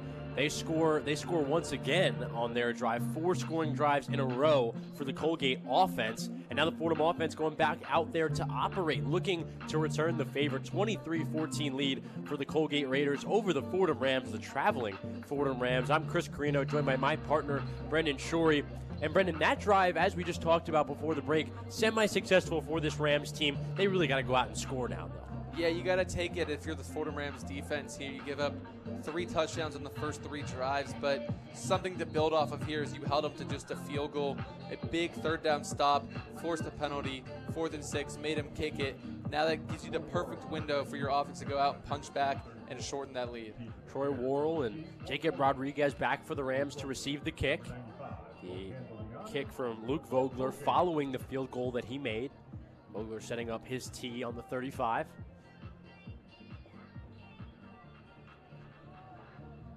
Worrell been back there for all the Vogler kicks so far this afternoon.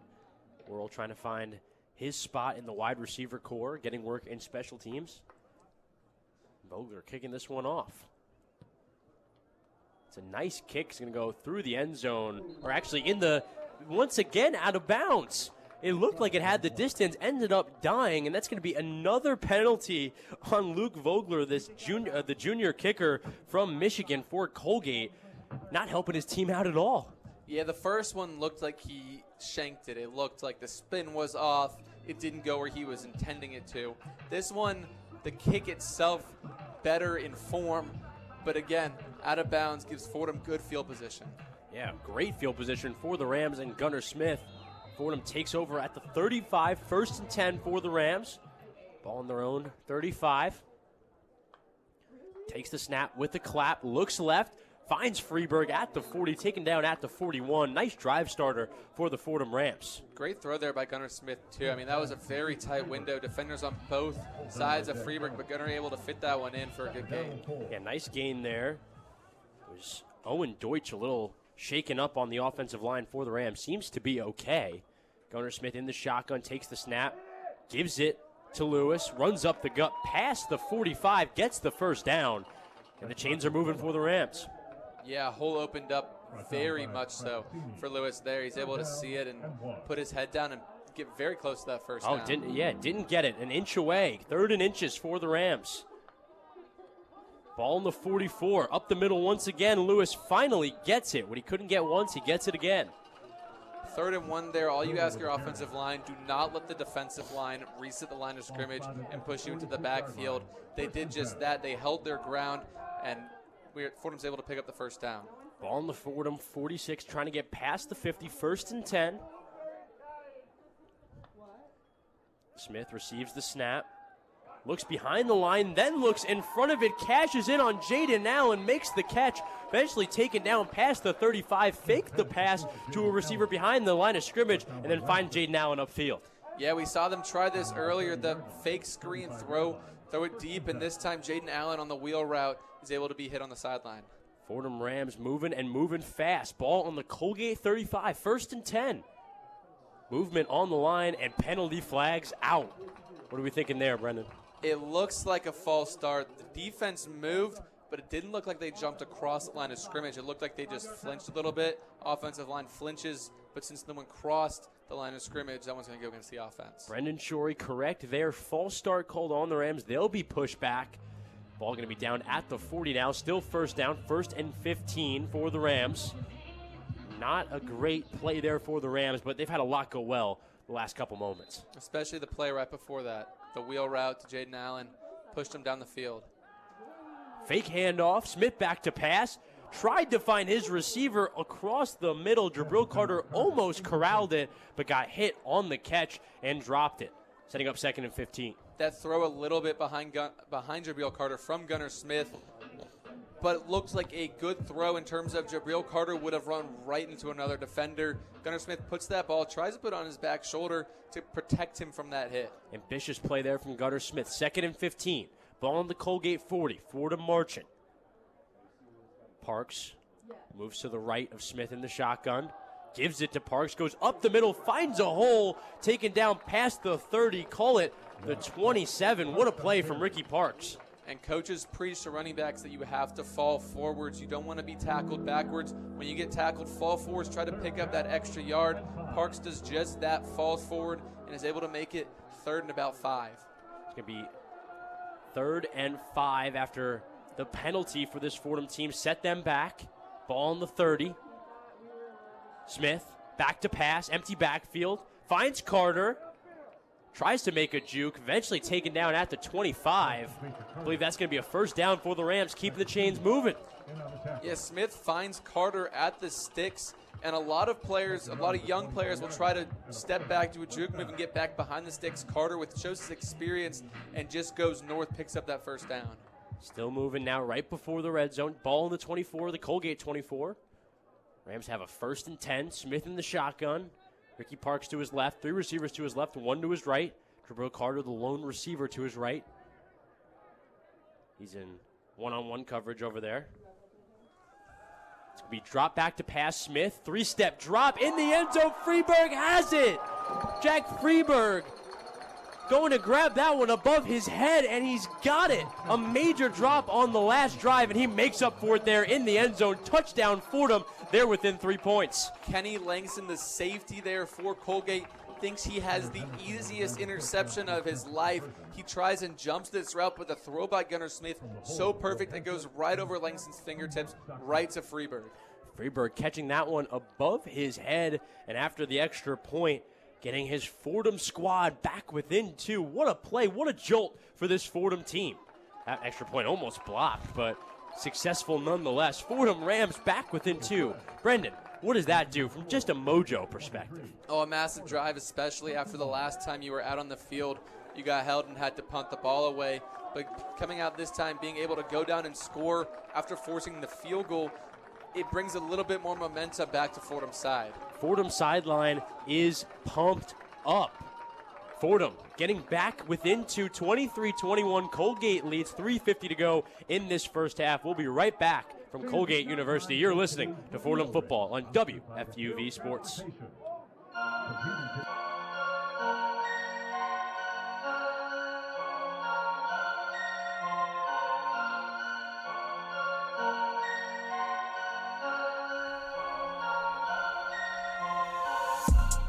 Want to be part of the Ramley? It all starts here. I'm Nathan Rogers. And I'm Kate Cox, and we are 2 of your hosts for On the Hill, WFUV's exclusive podcast for all things Fordham athletics. From the field of Moglia Stadium to the hardwood of the historic Rose Hill Gym, we've got you covered with the ins and outs of Fordham sports. Every week, every play, every round. Tune in weekly wherever you get your podcasts. This is On the Hill.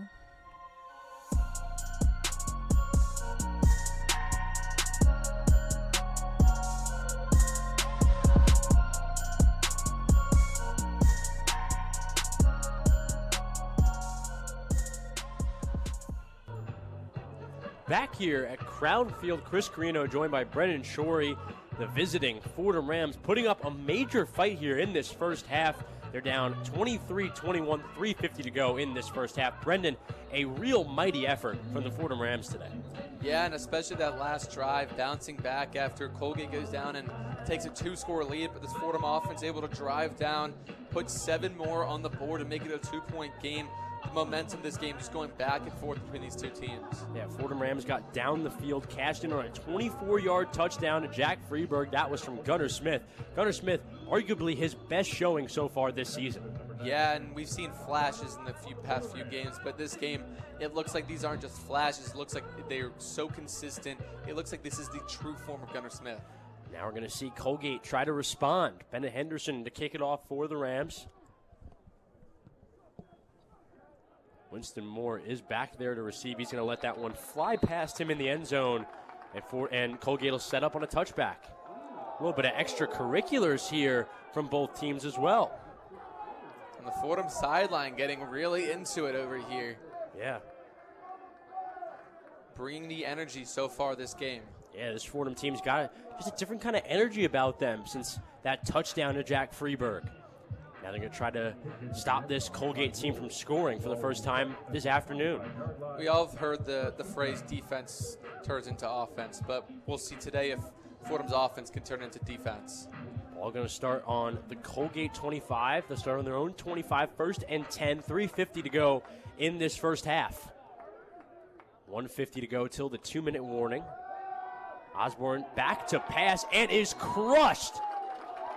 Coming down the middle in a hole and in a heap. Drew Minich destroying Osborne in the backfield. It was incomplete. Osborne got the ball away, but what a play by Minich. Yeah, the offensive line just doesn't pick up Minich. He blitzes from the secondary and is a free rusher, has a free shot at Osborne, and he takes it. Minich has started all 3 games of this season at strong safety, all 4 games of this season at strong safety. Osborne takes the snap, finds Moore on. He was in motion and handed it off to him. Not sure if it was a shovel or a handoff. Nonetheless, Moore getting 3 to 4 yards on that play. There's a flag in the backfield as well. Yeah, that one looked like somebody got a hold of his face mask on that one when trying to bring him down. Minich was the first guy there, almost made the tackle in the backfield, but just missed the open field tackle, and it is a face mask, Chris. Yeah, personal foul, face mask on the Rams. That's going to move Colgate up a whole lot more. That ball is going to be down past the 40 now, and Colgate in a great position offensively. Yeah, the 15-yarder there helps them out big time. Fordham's defense really hurt by penalties so far this afternoon. Yeah, and we've seen it every single drive so far. A pass interference, a face mask, a couple face masks now actually, but really just penalizing themselves. Another first down for Colgate, 1st and 10, ball in the 42. Osborne up the middle once again, a QB run past the 50. Call him down right around the 46, past the 50 now. Colgate offense moving and moving efficiently. Yeah, Osborne with a fake pitch there to the right, gets the entire defense flowing that direction, but takes it himself, has a wide open hole up the middle, and has plenty of yards to go. Now ball's going to be on the 49, a yard past the 50. It's going to be 2nd down, 2nd and short, 2nd and about a yard. Osborne in the shotgun, receiver running back to his right, hands it to his running back. Running back moving past defenders, still on his feet, absorbing contact, past the 15, finally taken down at the 10. What a play there on the run from Cole Fulton. We talked about how explosive Cole Fulton is earlier, and he shows it on this play, bouncing off defenders. He should have been tackled 15, 20 yards earlier, but so strong, so explosive. He's able to break those tackles and pick up an extra few yards. Bolton not on the depth chart in the running back room for this game. Only one career carry going into last week against Syracuse. And then last week against Syracuse ended up leading his team in rushing yards with 72. So he's continuing some of that momentum he built last week in the Dome. Osborne setting up on 2nd and 1. Throw over the middle, touchdown! Really great pass, a bullet pass to Reed Swanson, who catches it efficiently in the end zone. That's another touchdown for Colgate.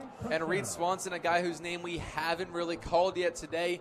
He had 2 big touchdowns last week against Syracuse, and he comes through again here today. A big red zone threat for this Colgate Raiders team. Yeah, 7 receptions and 110 yards to match the 2 touchdowns last week as well. First multi-touchdown game at Colgate in his career last week. He's continuing some of that momentum today. As you said, haven't heard from him much, but when it mattered, he was there. It matters now. It matters in the red zone. He was there. He was the 2nd leading receiver last week. He showed up big then. I expect him to show up big today, and he does so. He starts doing so right there on that play. Yeah, the quietest of the marquee wide receiver trio that Colgate has. Moore, Saunders, and Swanson. Swanson making his stake there. He is, and he's just another weapon for Osborne to use. Osborne, who's been so good today, using all his weapons so well. Osborne has been, even his own weapons, his own legs, being able to take it up into the pocket, through the pocket, into the second level. He's been fantastic. And it's interesting to see, Chris, the quarterback kind of controversy or shifting between quarterbacks for this Colgate team. It's interesting to see how that's going to plug out with Osborne playing so well today. Yeah, no, absolutely. Osborne, best game of the season came week 1 in their 24-point comeback loss against Monmouth. Got hurt in that game. Hadn't been the same this season since that game until, I guess, maybe today, Brendan. 2:11 on the clock, 11 seconds till the 2-minute warning. That'll be Troy Worrell in the end zone, taking it back for a touchback for the Rams. And the Rams offense will take over 30-21. Rams trail, 2:11 to go in this first half. Yeah, this time a kick stays in bounds. Yeah. It's been a bit of a struggle. A win for Vogler. It's been a bit of a struggle for him today. A couple of kicks already out of bounds. Just got to keep that ball in the field for him so far.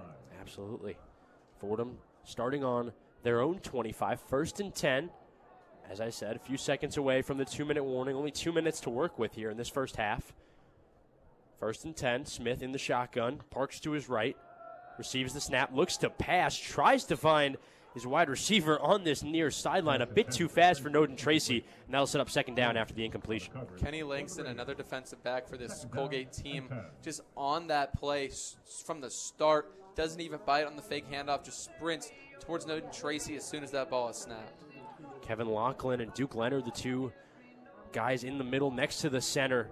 Dylan Haynes for this Fordham team. Fordham line, very strong so far offensively, giving Gunnar Smith a lot of time to operate. 2nd and 10. Ball in the 25. Smith back to pass after the fake run. Now moves up, middle of the pocket. Tried to get past the pocket, is corralled like a rag doll by the Colgate D-line, and that'll set up 3rd down. And Chris, it's an interesting approach that we've seen here from the Fordham offense. Typically, just over 2 minutes left, run the clock down to the 2-minute timeout, and then you have 2 minutes to operate. But Fordham electing to go with back-to-back passing plays and now face a long 3rd down. If you heard that there, the flag was there was a flag on the play, and it was called on the Rams. It was a holding call. It was declined, and the Fordham Rams will set up once again, this time 3rd down. Ball still on the 25. It's going to be the 2-minute warning. 1:58 on the clock to go in this first half. Fordham trying to get past the 50, trying to march down 30-21. Colgate leads. We'll be right back from Colgate University. You're listening to Fordham Football on WFUV Sports.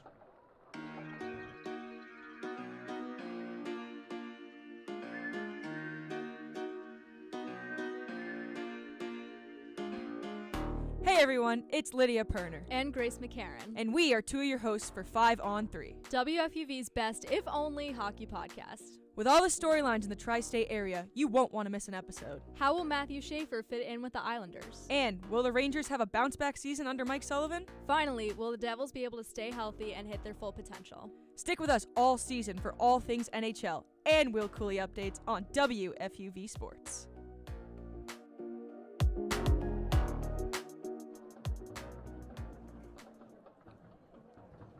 back here on the beautiful campus of Colgate University. Chris Carrino joined by my partner, Brendan Shorey. Fordham Rams have the ball, trying to make something happen. Down 30-21, 2 minutes left to go in this first half. Fordham still in their own territory. And Brendan, what would a successful offensive drive here do, capping off this first half? It would put a big statement, a big period at the end of the first half. You make it a one-possession game, you go down and score, and you come back into the second half with a very tight game. I know Fordham hasn't been fantastic in second halves with allowing unanswered points so far this season, but if you're able to go into the half with such a close game, anything could happen in the second half. Yeah, anything could truly happen in the second half. We've seen a lot of pretty crazy things happen this season. There's no doubt for that. Just talked briefly before the break about this Fordham offensive line. Their receivers have done a good job today so far. We've seen a few drops from Jack Freeberg and Noden Tracy, but for the most part, they're giving Gunnar Henderson, this Fordham quarterback, a lot of help. Yeah, they're having some pretty sure hands for the most part, especially on those touchdown catches, especially the last one by Freeberg. Not an easy catch at all, but he came down with it. That hit his hands and it stuck. They've been pretty reliable today. Freeberg been getting open pretty regularly so far this afternoon. He seems like he's taken over as the number one so far. Yeah, absolutely. 3rd and 10. Big play here for Fordham. Ball in their own 25. They give it on a run to Ricky Parks right up the middle. He's ankle tackled right past the 30. Called the 31, a 6-yard carry. And not third down. Scoreboard wrong here. It will be. It'll be 4th down. I thought that was 2nd down. So that will be 4th down. Correct initially, and that'll set up the punting unit. Once again, one of the stars of this Fordham unit, Will Hazlitt, going to go out there. And that's just a very cautious play call there for Fordham. 3rd and 10, it's not unreasonable to think you can get that first down, but electing to run the ball, force Colgate to use a timeout, you're pretty much just trying to take away from what they can do on offense. And took Colgate kind of off guard. Ricky Parks had a lot of space, couldn't quite get to the first down, but a terrible idea. It was unfortunate. He got tripped up by someone from behind. He did. I think he could have gotten that first down if he doesn't get tripped up there. That is the thing in that situation specifically. You don't want to stop the clock if you're not going to get the first down. That's true. You don't want to throw an incompletion, allow Colgate to keep another timeout in their pocket. Yeah. Instead, it'll be Will Hazlitt going to be kicking it off from the Fordham 31. 1:46 left to go in this first half. 1:46 for this Colgate offense to work with in this first half. Hazlitt gets it from the long snapper, kicks it off. Michael Doctor, nice long snap there, getting it to him quick. Now go all the way to the back of the end zone. What a pump there from Will Hazlitt. He's all Patriot League preseason for a reason, Brendan. Yeah, just unlucky bounce from him. He initially got that forward bounce and a lot of air yards under that punt, and it looked like it was going to be great, but that ball just would not stop bouncing and bounces right into the end zone. Fordham was close to downing at the 1, just a few yards away when it bounced into the end zone. That was a touchback in the back of the end zone. Hazlitt 3rd in the Patriot League in yards per punt. He's at 42.8. 67 punts total last season, already 19 punts going into today. So Will Hazlitt probably going to break that number that he set last year. He's got a lot of usage this year. Osborne in the shotgun. Claps for the snap, hands it off up the middle. Running back only going to get a couple yards on that play, setting up a 3rd and 8, or 2nd and 8. Something very interesting we've seen from this Colgate offense today is that they're usually going to come out with the running back right behind Osborne, and right before the snap, they'll move him to either side just to try and surprise this Fordham defense so that they don't know what's going on. 2nd and 5 for the Colgate offense. Ball on their own 25. Osborne in the nickel, now the shotgun. One receiver on both sides. Moore and Saunders. Claps for the snap. Looks right. Throws it along the sideline. Saunders tried to come back for it. Almost got his hands on it. Couldn't quite make that catch. It'll be incomplete.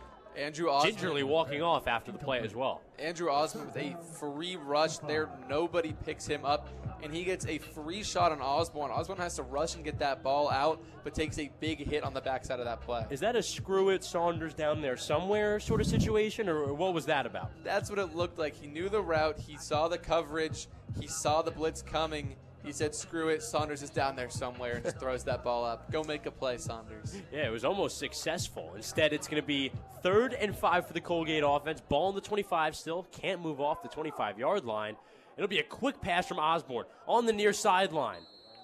Wide receiver screen almost worked there completely. Instead, it's going to be a first down. They get the first down. It was close, but they got it, and the chains are moving. Yeah, very close there. Cole Fulton, the running back on that one, and he steps out of bounds less than a yard past the first down. Just such a close play, but they're able to move the sticks and keep pushing this drive down the field. Move the sticks they do. Now on the 31, still on the south side of the 50-yard line.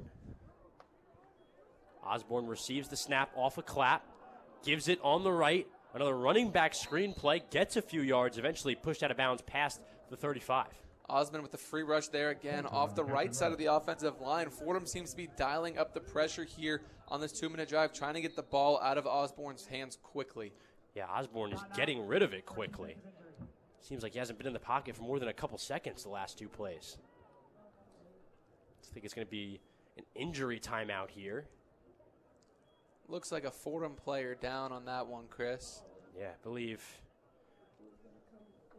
Yeah, it's some sort of Fordham player. I think it might be Boogie Owens, the nickel defender for this Fordham team. He's walking off very slowly with the trainer. It's hard to see with his jersey scrunched up like that. I believe it's 19. It appears so. The sophomore nickel player, 6'2", 195, always in the mix, has started a few games this season and has always seemed to be in the mix. Osborne now has it in the shotgun. 2nd and 6, ball on the 35. Not much time to work with, 44 seconds. Osborne trying to move up in the pocket and is taken down. What a play on the Fordham D-line. That time it was Drew Minich in the linebacker core coming through, or the strong safety core coming through, and what a play for the Fordham defense. Yeah, Minich got another Fordham player down. Minich got a massive hit earlier on Osborne. This time he finally gets there before the ball is released and is able to bring him down. It's not a Fordham Ram. It's actually a Colgate Raider down. Not sure. Can't get a great look on who it is. But nonetheless, it's going to be another injury on the field.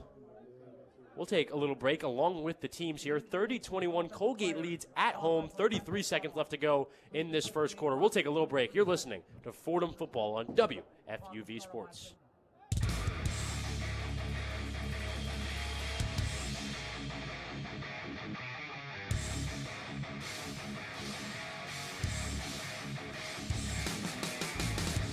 Hey, Devils fans. Tucker Austin here from WFUV Sports, one of your New Jersey Devils beat reporters for the 2025-26 season. From Hughes Brothers Havoc to Heischer hat tricks and Markstrom masterclasses, I'll have you covered live from the Prudential Center for all things Jersey hockey. Follow me on X at @Taustin_24, where I'll have live game updates, analysis, and post-game coverage all season long as the Black and Red look to bring Lord Stanley back to the Rock. WFUV Sports is your home for everything New Jersey Devils.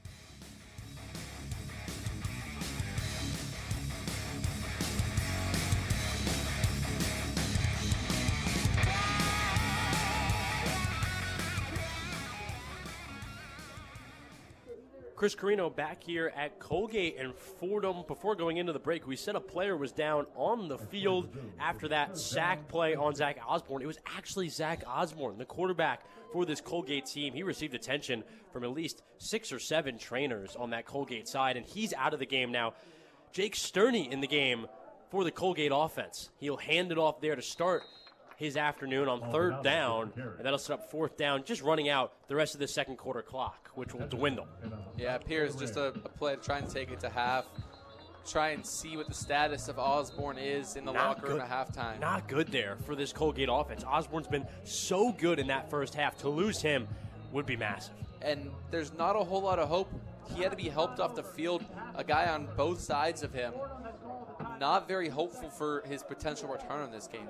We'll see how Colgate can recover in the second half, possibly without Zach Osborne. And it's a timeout on the field. We're going to get one more play here.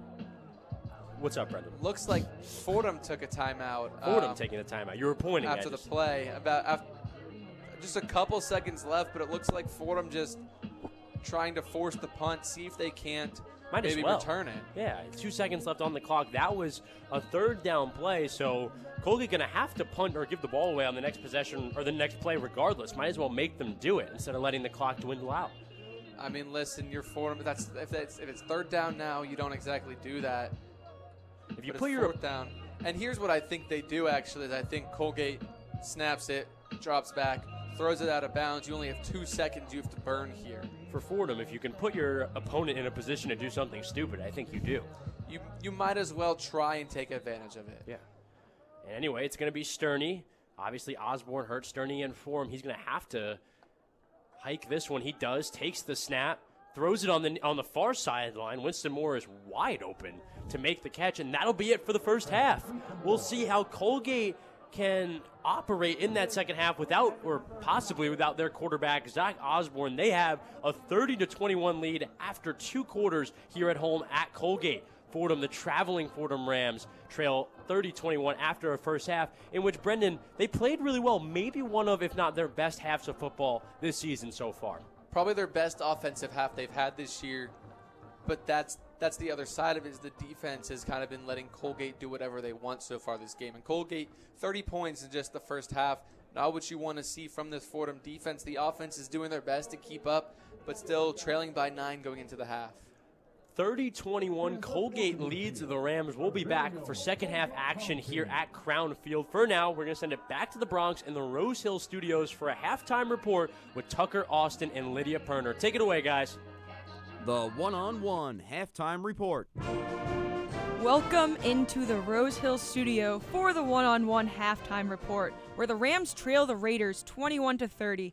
Lydia Pirner here, joined by my co-host Tucker Austin, as well as our producer Owen Kelty, and we'll get into our first half analysis and the highlights momentarily, but first, Tucker has a scoreboard update for us. The one-on-one scoreboard. The Georgetown Hoyas are in dire straits in their matchup with the Ivy League's Brown Bears. The Bears continuing to build their lead, now 39-0 over the Hoyas in the fourth quarter after the big first half. The Yale Bulldogs starting to pull away from the visiting Holy Cross Crusaders, but still trails. Yale has increased their lead over the Crusaders 21-3, also into the fourth quarter now. Richmond plays host to the Virginia Military Institute, and the Spiders and Cadets are now underway in the first quarter, both teams scoring early, but Richmond has the advantage 14-7. Lehigh is looking to move to 4-0 as they travel to Bucknell for a night game. The Mountain Hawks and Bison kick off at 6 p.m. Eastern from Lewisburg, Pennsylvania. From the AP Top 25, number 17 Texas Tech visits number 16 Utah with the Red Raiders in front of the Utes 10-3 in the third quarter. The number 22 Auburn Tigers begin SEC play in Norman, Oklahoma against number 11 Oklahoma Sooners. Kickoff for that game is at 3:30 p.m. Eastern Time. The big ticket game later tonight is DJ Lagway and the Florida Gators taking on the offensive machine of the number 4 Miami Hurricanes led by Carson Beck. With the one-on-one scoreboard, I am Tucker Austin. Thank you, Tucker, for that update. We've had quite the game between Fordham and Colgate up in upstate New York. Chris and Brendan have been doing a terrific job on the call, so let's revisit some of those great calls. For the first play of the game, Zach Osborne found Winston Moore for 78 yards and the touchdown.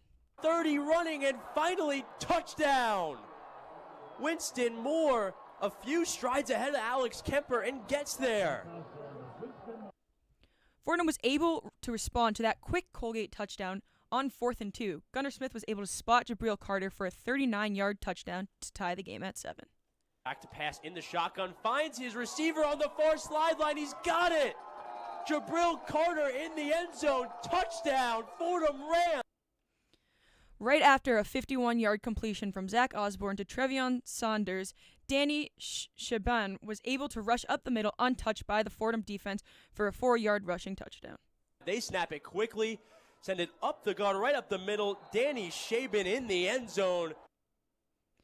Fordham, however, responds again to a good Colgate drive with another touchdown of their own. This time, Gunnar Smith was able to find Jack Freeberg for a pretty 5-yard touchdown pass. Smith in the shotgun. Parks to his right, receives the snap, looks left to pass, back end zone. Jack Freeberg makes the catch. What a catch with heavy traffic. And the Fordham Rams tie it once again. Another great offensive drive for the Fordham Rams. Colgate reclaims the lead with Zach Osborne getting a rushing touchdown for himself to put Colgate up 20-14.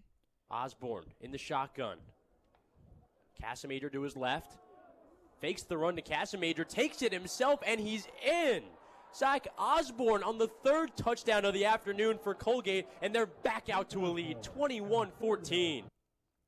Freeberg was able to make up for that drop pass in the end zone for his second touchdown of the afternoon to get Fordham within a field goal. Drop back to pass Smith, three-step drop in the end zone. Freeberg has it.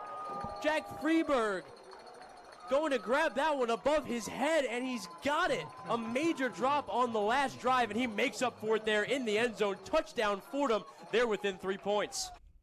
Colgate was also able to add another touchdown before the half end, so the Raiders lead the Rams 30-21. A pretty back and forth offensive game, I would say. Both offenses look very dynamic, starting with the quarterbacks, Zach Osborne and Gunnar Smith, kind of trading touchdown drives. But I guess the big storyline going into the second half is Zach Osborne left the game late in that first half with an injury. Not really what you want to see at all for either team because, I mean, Zach Osborne was playing quite well, but I guess for the Fordham Rams, it kind of opens up an opportunity for them in the second half. What do you think, Tucker? It certainly could be an opportunity, Lydia. And just because Zach Osborne has been their go-to guy to start games this season, Jake Sterney is not maybe he's not as talented as Zach Osborne, according to Colgate, because that's how they have it in the depth chart. But I think this actually shouldn't hurt Colgate as much as you think it might. I look at Colgate's game against Syracuse last week when Zach Osborne threw a pair of interceptions and then they pulled him out of that game. They go with Jake Sterney, and he throws 2 touchdowns against an ACC defense. So Sterney certainly seems like he could probably step into this game and continue to give Colgate good offense, especially against Fordham's defense, which once again is struggling, which I think is another point that we should probably touch on. The defense just cannot stop teams from scoring. They can't force punts. And we've been sitting here listening this whole time. Fordham's offense has been doing a solid job, pretty much as good as they can, of keeping Fordham in this game by just scoring as much as they can. But then they're still down by 2 possessions. And that's another problem with having a 2-possession deficit when you can't stop the other team from scoring.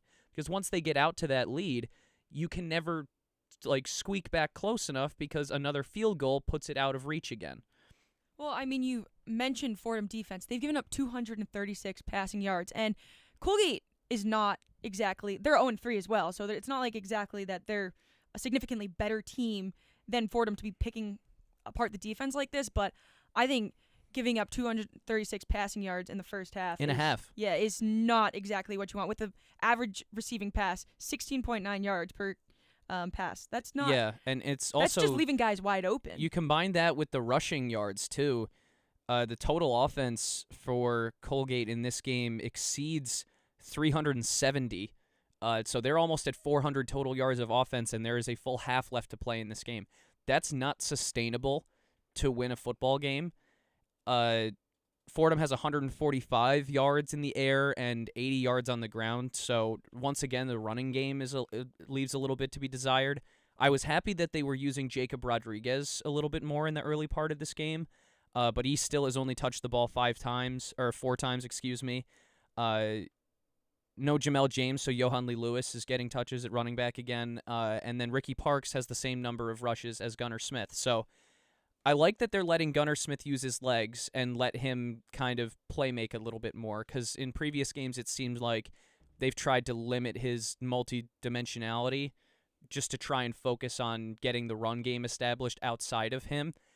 I feel like it's gotten to a point where we know the running back room is not producing the way that they should be, and it's okay to rely a little bit on Gunnar Smith to run the ball. He's been playing a pretty good game in terms of his passing. 14 for 21. That's good for a 66% percentage. 3 touchdowns, no interceptions.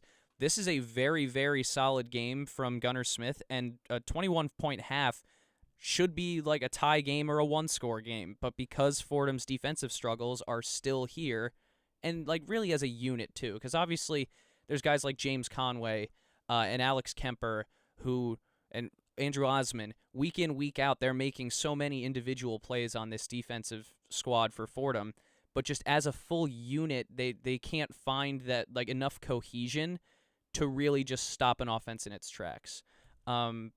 And this Colgate passing offense too, they rely on their pass heavily. The fact that they have 136 rushing yards through the first half, I think, is telling about the Fordham defense, because they have not been running the ball like this year and have almost exclusively been relying on their pass game. They're still getting it done in the air, but at the same time, they're sprinkling on like an extra 130 yards on the ground. So it's Fordham's defense really needs to harden up in the second half. Hopefully if you're a Fordham fan, if you're Fordham's defense, you're hoping that it's going to be Jake Sterney coming out of the tunnel in the third quarter. If it's not Zach Osborne, he probably doesn't come back to this game. I mean, he was helped off the field. I can't imagine they play him for the remainder of the game. So you have a cold quarterback who maybe you can get to if you just put the pressure on immediately and then don't take your foot off the gas. If the Colgate offense continues to gain yards and continues to convert on third downs and just keeps pushing the ball down the field, munching clock away, and either winding up with a field goal or punching it into the end zone, like Fordham's already down 9. So if you don't stop Colgate at least a handful of times in this third quarter, probably I would say, Colgate might just run away with this one. Well, it is kind of a shame that, Fordham scored 21 points and we can't even talk about it in a super positive light because the defense gave up 30, and that's not to mention, to me it seems Colgate is not respecting the Fordham defense. If you think about the way, like the setups on field goals, they tried the trick play. They didn't get it. The missed 2-point conversion. Yeah, they had the missed 2-point conversion, but I just don't really think that they respect this Fordham defense at all. In the first 3 weeks of the season, the Fordham defense hasn't really given a team something to something to fear, outside of maybe James Conway. I would be afraid of James Conway if I was lining up across from him because he is insane. But this Fordham defense as a full unit hasn't really struck fear in any of the opponents that Fordham has lined up against. And you see it with how aggressive they play. Go back to the Monmouth game. They went for it on fourth down almost every single time. I don't think I saw the punt unit come out for the Monmouth Hawks against the Fordham Rams. And it's because they knew that if they were just extra aggressive on the defense, they could get through them. And that's exactly what Colgate's approach is here today. They know that they can go through them, so they're going with the passing game, which is their bread and butter, and it's working because it's been working for them all year. Particularly this the 70-plus yard touchdown pass. That very first play of the game. Yeah, that's the second time in 2 weeks now that Fordham has gotten burned on a 75-yard or more touchdown, because you go back to the 95-yarder last week against Stony Brook. So it's across the entire secondary too, because they can get short little slants off or little crossers that are short of the first down. And then when Fordham steps up, they go over the top, and it also works. They have really, really great execution, do the Colgate Raiders, but Fordham's defense just needs to execute that little bit better. They are right there, and the defense for Fordham hardened up a little bit at the end of that first half because we saw them force a field goal, and the lead could have been worse than it is right now. It's only 9, and Fordham can still work their way back into this game. If they come out with the same impetus that they had against Stony Brook last week in the third quarter when they brought that game back to within 3 before it got out of hand, I think this is a winnable game for the Fordham Rams, 100%. But you got to be ready to go out of the blocks in the third quarter. Fordham has not been a good second half team this year. If they want to win the game today, if they want to get their first win of the season and go 1-0 in the Patriot League to start conference play, they need to get after the Colgate Raiders in the third quarter, and they need to put together probably their best half of football that they've played all year in the third and fourth quarter today. Well, what do you think they need to do to put in that best effort? I think you keep leaning on Gunnar Smith. Yeah, I would agree. We talked about it on the Hill earlier this week. where me, Nathan Rogers, and Kate Cox, we said it was going to be a shootout. I honestly predicted that both teams would be in the 40s, and it looks like we're probably going to get there the way that they've been playing so far. At the pace that Colgate's on, they're on pace for 60, but Fordham's at least on pace for 42. So really, Fordham needs to continue to rely on Gunnar Smith's playmaking ability, rely on his decision-making ability, let him loose in the run game, but then also release his arm in the passing game, because he's already thrown 3 touchdowns. He's made some good connections. It's so tough though, because we know Gunnar is talented, and this first half is proof of that. His game against Monmouth is proof of that. But then you look at a situation where, like, it's a 9-point game right now. It could be a 2-point game if Jack Freeberg catches that ball in the end zone. Jack Freeberg has caught 2 touchdowns today, so nothing against him because he's done a great job today. But it's little things like that, those like little momentary lapses, little mistakes here and there that kind of just compound and then wind up with Fordham in a hole. And it's week 4, and it kind of feels like the same story over and over again. But I think Fordham is in a position today, with the way that Gunnar Smith is playing, to flip that narrative now. I agree. I think the big thing for me is just you have to make a couple stops and then obviously try and convert that on offense. But I think the offenses look good. Both teams are searching for their first win this season, and one of them will come out victorious. So we will send it back to Chris and Brendan after a quick break for the second half call between the Rams and Raiders to find out who will improve their record to 1-3. As for us in the studio, we will see you after the game.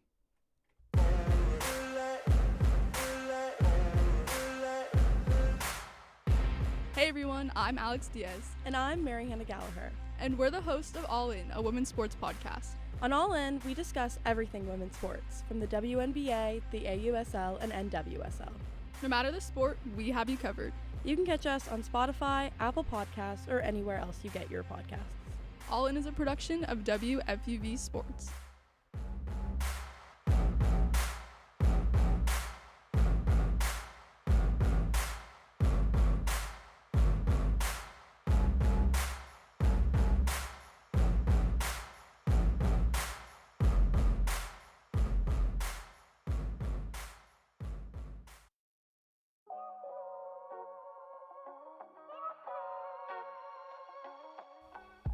Hi, I'm Mary Hawthorne, one of your hosts on WFUV's tennis podcast, Cross the Line.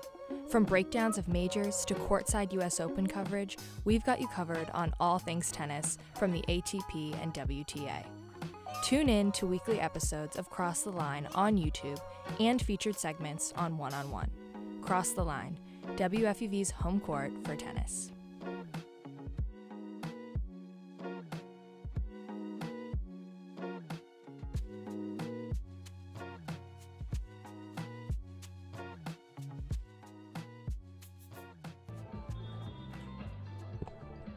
Back here at Crown Field, here on the campus of Colgate University, and the Fordham Rams trail the Colgate Raiders 30-21 here at the half. Second half action about to get started, and Chris Carrino joined by Brendan Shorey. Brendan, it felt, at least from our perspective, that was maybe Fordham's most successful offensive half by far, putting up 21 points, 3 touchdowns in that first half. But also, on the defensive side of the ball, they just have to be better. 128 rushing yards for Colgate, 209 passing yards for Colgate. If Fordham wants to stay competitive or even win this game, they need to limit things defensively. Yeah, their offense has looked great, like you said, Chris. Coming out, and even after getting stopped, being able to bounce back and go down and score the very next possession. But coming out 21 points in the first half, very good mark for this Fordham offense.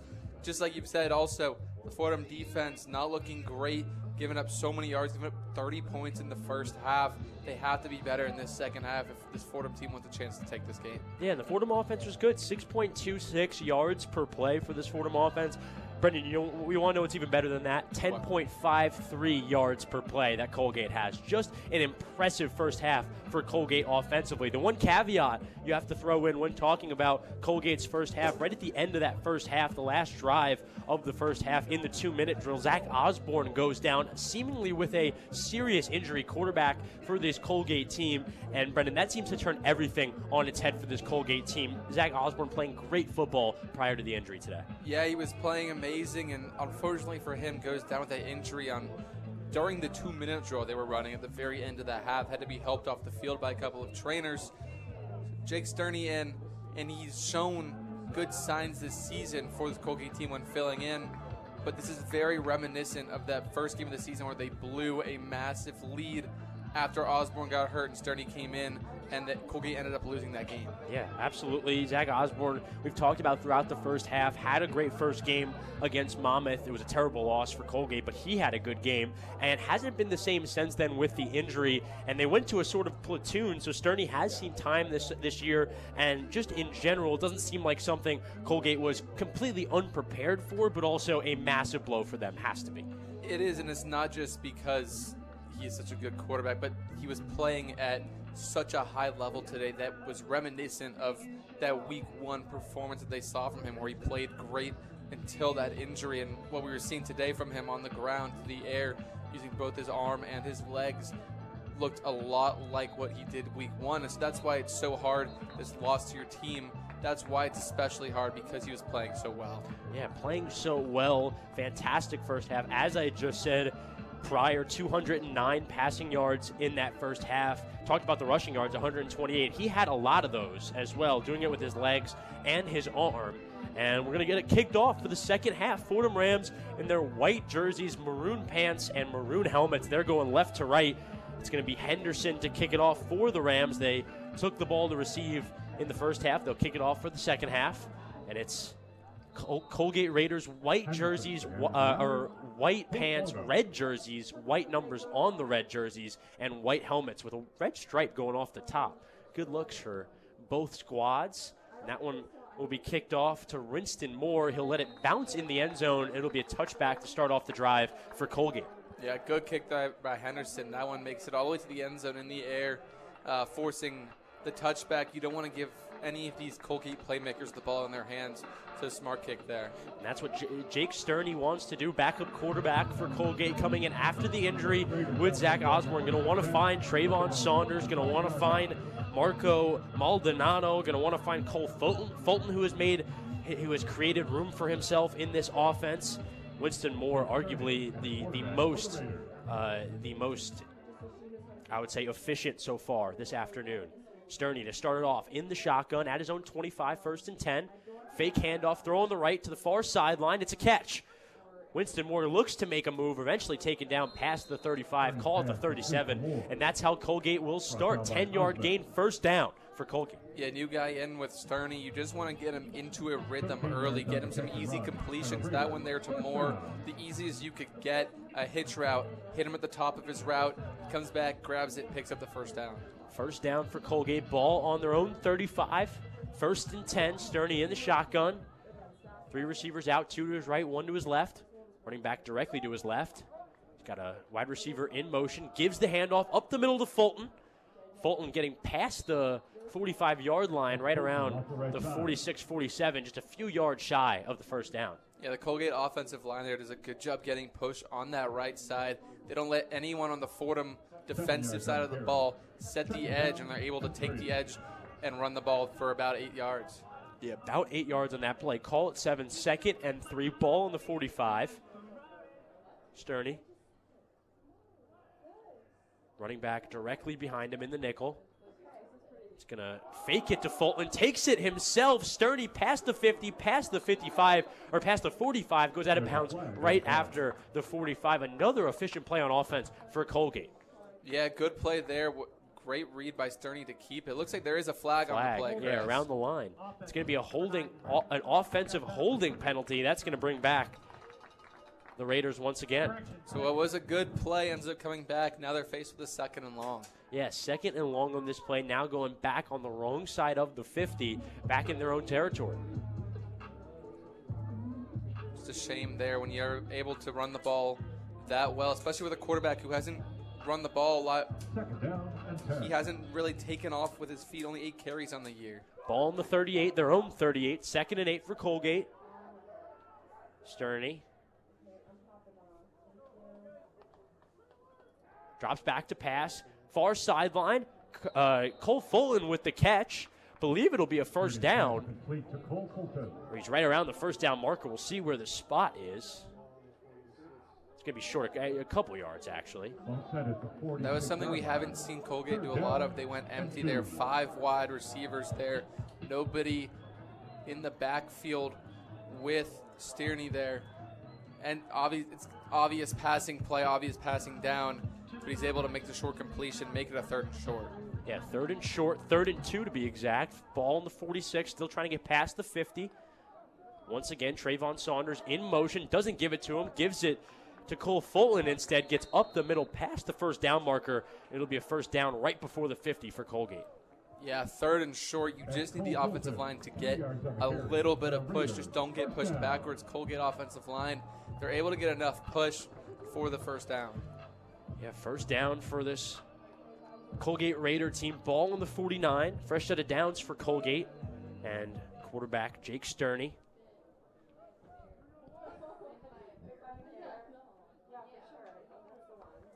It's going to be back to pass. Sterney, 2 drops. And that one in and out of the hands of Trayvon Saunders. He had 2 or 3 defenders around him, hit him in the hands, but just dropped it. Yeah, it's a straight drop there for Sterney. Looking for Saunders over the middle, but Jalen Dawson in the coverage. He's playing underneath that in a zone, reads the quarterback's eyes, and makes a diving attempt at a catch, almost comes up with it. Almost came up with it, didn't. Now setting up a 2nd and 10. Ball still on the 49. A yard shy of the 50. Trayvon Saunders by himself here on the near sideline, out wide. Fake handoff. Sterney takes it once again on the read option, gets past the 45. Call him down at the 44, and that'll set up a 3rd and short. It's interesting to see how often Colgate's going to run Sterney. He comes into this one not as much of a runner as Osborne was, but obviously we saw how effective Osborne was on his legs in the first half. It's going to be interesting to see if they use Sterney in the same way. Yeah, seems to be a major part of the offense with Sterney running with his legs. Max Walters coming on the field for Dave Thompson, the tight end. He'll set up in the tight end position. Be Marco Maldonado going out wide on the near sideline, out to receive. Sterney back to pass, snap back, throws it over the middle, right over the head of wide receiver Matt Fogler, and that'll set up 4th down.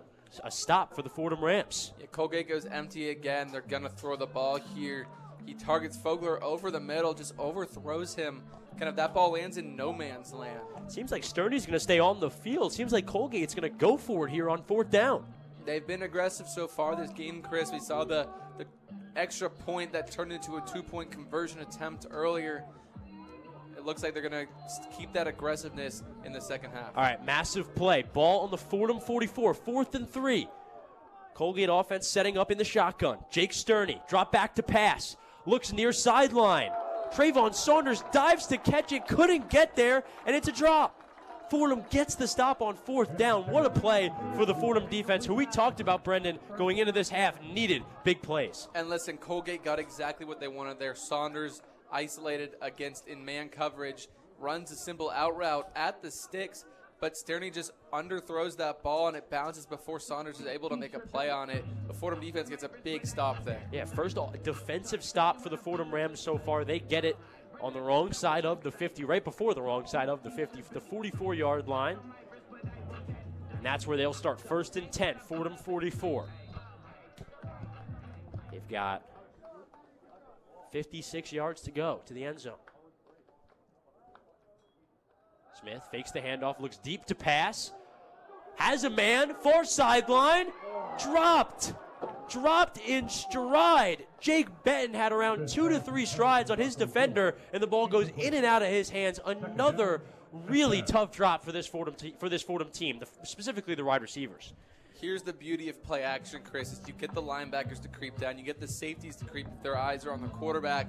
You fake that run, you're able to take your drop and drop back, and Benton just passed everyone on the defense. That ball just slips through his fingertips. Can't draw it up better than that. Now a 2nd and 10 after the incompletion. Ball still on the 44.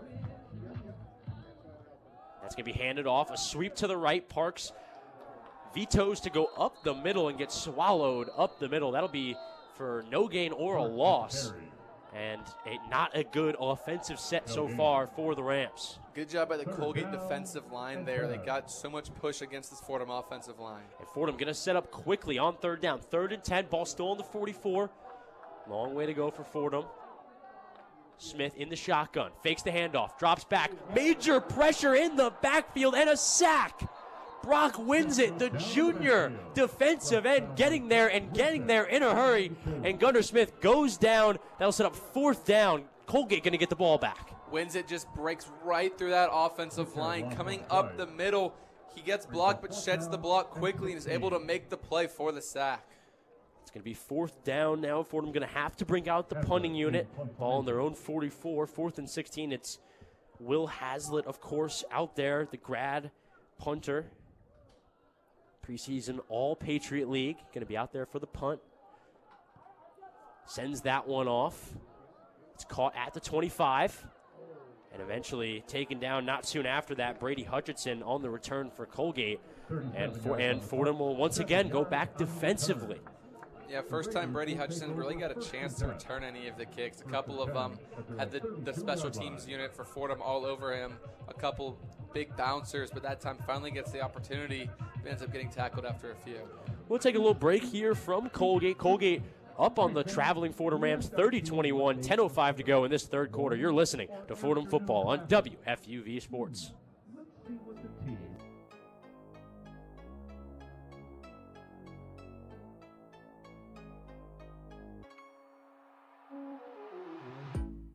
Hey, this is Chris Carrino, Fordham and WFUV class of 1992. WFUV is your home for all things Fordham athletics, with live coverage of Fordham football, Fordham men's and women's basketball, in addition to our Saturday show, One on One. Stay right here on 90.7 FM for all things WFUV sports.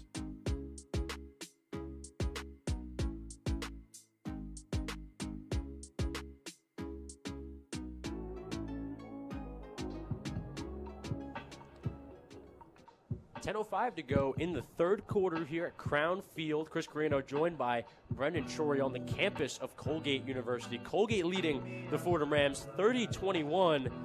And Brendan, just talking about that offensive possession for the Rams, now that defense that got to stop on their last time out there has to go back out on the field and go up against that Colgate offense that's been high-powered all afternoon. Yeah, listen, for the Fordham offense, it's nice that the defense is able to go out there and get a stop, but if you're a member on this defense, you need to stack stops together. You need to go back-to-back here, a couple of big stops, show that you can shut down this Colgate offense. Yeah, and this Colgate offense has been high-powered all afternoon. That last stop for the Fordham Rams on 4th down, the first offensive stop this Fordham defense has gotten all afternoon. Colgate scoring on every other drive of this game so far. They've looked great, especially in that first half, and they came out strong. First offensive play for Colgate was a touchdown, and they kept it up. Since then, this last drive, they had looked a little flawed. First offensive play for Colgate here. 10-15, 3rd quarter. Ball on their own 32-yard line. 1st and 10. Here comes the drive starter. That'll be another fake handoff. Once again, Stony going up the middle, only getting a couple yards, taken down past the 35, call it the 36 for the 4-yard carry. Yeah, big difference I've noticed so far between Sterney and Osborne. Osborne, a very strong runner, puts his shoulder down. Sterney seems a little more cautious when he runs, just trying to give himself up, get down after picking up a few. Sterney doesn't run like a quarterback. He doesn't. Sterney shotgun once again. Running back to his left, 2nd and 5, ball on the 37. Drops back to pass, receiving pressure. Rolling out to his right. Now all the way on that right sideline, tried to find Winston Moore about 15, 20 yards upfield. It was incomplete, and that'll set up 3rd down. Good defense here from the Fordham Rams. It looked like some sort of miscommunication there between Sterney and his wide receiving group. He took a quick drop back, about a 3-step drop, and looked to throw immediately, but had to pump fake because something seemed off on that right side with that route combination. Ended up pulling it, scrambling, trying to make something out of nothing, but wasn't able to do so. Wasn't able to do so, and now the Fordham, at least from a certain perspective, seeing how Fordham huddles out there, it seems like they want to do similarly to what they did last drive, just limiting this team in the air specifically. I think with Stony out there, the threat is way smaller. Yeah, and I don't think you're quite as worried about the quarterback run game as well. As we're with Osborne, he was so strong, so good on his feet. Stony just not quite as good, and I think that takes a little bit of stress off this Fordham defense with something they don't have to worry as much about. Whole lot of passing yards, whole lot of rushing yards, whole lot of points in that first half for Colgate with the injury of Zach Osborne, their starting quarterback. I wonder if any of that changes in the second half. I'm interested to see, too. I'm more interested to see the play calling for Colgate and how that's going to change with the change in quarterback this half. Junior cornerback Justin Johnson, number 15 for Fordham, walking off the field gingerly, holding his left leg. Not sure if that's a groin or his knee, but he's coming off, getting some medical attention, and the Fordham Rams will go on without him. 3rd and 5 for this Colgate offense. Ball on their own 37. Sterney in the shotgun, running back to his right. Fulton goes out right. Trayvon Saunders has it, catches it at the 35, eventually taken down past the 40, almost at the 45, call it the 44, and that's a 7-yard catch on 3rd down and a first down for the Colgate offense. Andrew Osmond had the opportunity to bring Saunders down before the first down, but Saunders just so good with the ball in his hands, able to avoid that tackle and pick up the first. Saunders been relatively quiet this afternoon. This has garnered a lot of the headlines for this Colgate team so far this season. And that's another snap back to Sterney. Sterney rolling out right, trying to find Saunders deep around the 30. Ball thrown out of bounds, and it'll be incomplete once again. That one well covered there by Fordham. Saunders obviously the main target, the first read here on this play, but Fordham brackets him. They have one guy over the top and one guy underneath. Just no window for Sterney to fit that ball into. Incomplete pass there. 2nd and 10 now. Ball still on their own 44-yard line. Colgate offense objectively moving slower here without the conducting of Zach Osborne. Sterney in the shotgun, or in the nickel. Now moving toward the shotgun. Fulton moving to his right.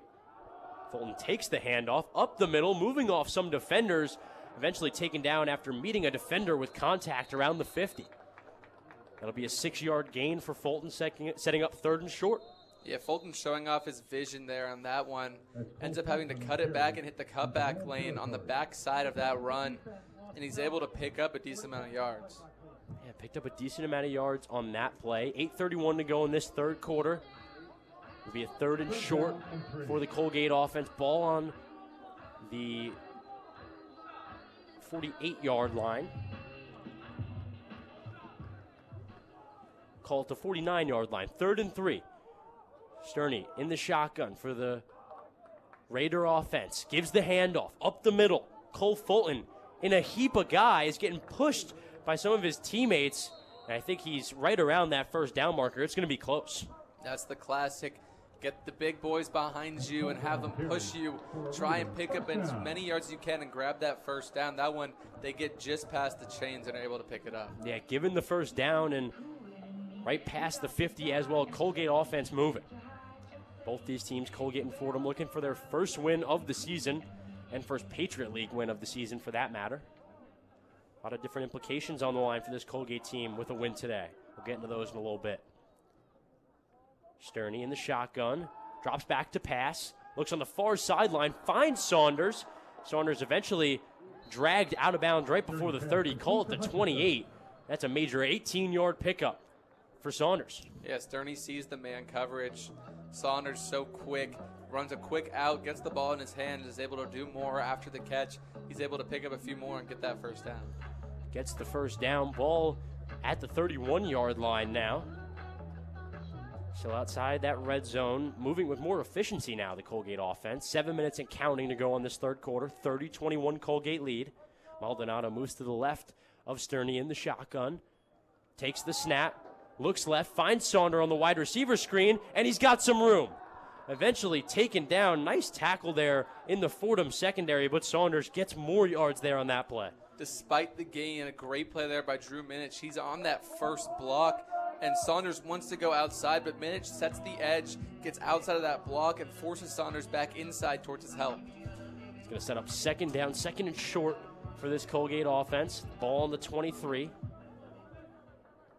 Stony once again in the shotgun, 2nd and 2. Ball on the 23, right on the precipice of the red zone. Stony dropping back to pass. Finds his running back, Maldonado. Right sideline taken down right before the first down marker. Nice play in the secondary there by T.J. Jones II, and that'll set up third down. Yeah, fantastic job. Open field tackling is not an easy task, and Jones able to come up and make the play. And it's Colgate working quickly. Sterney handing it off to Maldonado. Third and 2, and he's got it. Maldonado diving right after that first down marker, getting the first down. And now Colgate right before that red zone. 5.5 to go in this third quarter. Chris, this is the second or third time we've seen just on this drive that Colgate has wanted to go quickly before third down. Yeah, quickly before third down, and they got that one very quickly. Ball spotted at the 20. 1st and 10 for the Colgate offense. Sterney has it. 3 receivers to his left, none to his right. Cole Fulton set up directly to the right of him. He gets the handoff. A few yards on that one. Nothing really efficient for either side running the ball up the middle so far. A lot of opportunities, but not a lot of success. Yeah, Fordham finally able to stop that run up the middle right there. Able to tackle him after a gain of just a yard or two. But again, this comes back to the fact that they're not super worried about Sterney running the ball, so you don't have to key in. They can key in more on whichever running back is in and running the ball. Sterney setting up the Colgate offense at the 18, the Fordham 18, 2nd and 8 on this play. 4:40 to go in this third quarter. Sterney moves his running back directly to his right. Fulton drops back to pass. Finds Saunders near sideline. Tries to juke a few defenders, eventually taken down around the 8-yard line past the 10. And that'll be a third down, setting up third down and short for the Colgate offense inside the 10, or first down.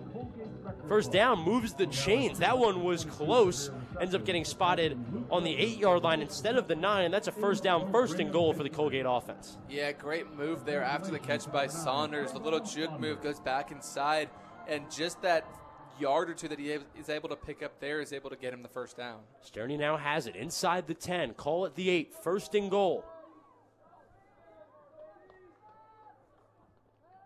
It's going to be a fake run into a pass. Tries to find Saunders in one-on-one coverage on that far sideline, and that ball just not in bounds enough for Saunders to try and make a play. They just flashed a stat on the screen. Saunders now 222 catches in his Colgate career. That's the most ever in a Colgate career. Wow, very big milestone, similar to the ones Conway gets on the defensive end for the Fordham Rams. A massive figure in this football program, Trayvon Saunders. Garners all the attention for a reason. He just came off the field in favor of Max Walters. He'll play in the slot. Winston Moore will play out wide. 2nd and 8, ball on the 8. 2nd and goal. Sterney gives it off to Cole Fulton. He runs it up the middle, finds a blob of Fordham players in that middle, and he'll set up a third down, 3rd and goal. Yeah, Fordham really stacking the box now, just trying to stop these running backs from getting anything going, especially when you see Saunders off the field for this last play. They don't have to worry as much about other weapons on this team. Here we go. 3rd down, big play for the Colgate offense. And their quarterback, junior quarterback, Jake Sterney, 3:14 and counting on the third quarter clock. 3rd and goal, ball on the Fordham 5. Here we go. Offense set up in the shotgun. Running back Fulton to the left of Sterney. Sterney drops back to pass, rolls out right. Still running. And in the end zone he gets. Tracked down by Drew Minich, the Fordham linebacker. Minich not fast enough, and Sterney runs into the end zone unscathed. Another Colgate touchdown. This one putting them back up 2 scores. You mentioned his name, Drew Minich, and we praised him earlier, but this play's coming off the edge. When you do that, you have to set the edge. Don't let the quarterback outside of you. He messes that up. Sterney escapes outside and takes it in. Now 36-21, Colgate lead before the extra point. They're up to their normal extra kick antics, moving the line and then moving the line back, and then moving the line. Anyway, nonetheless, Vogler gets the extra point through and good.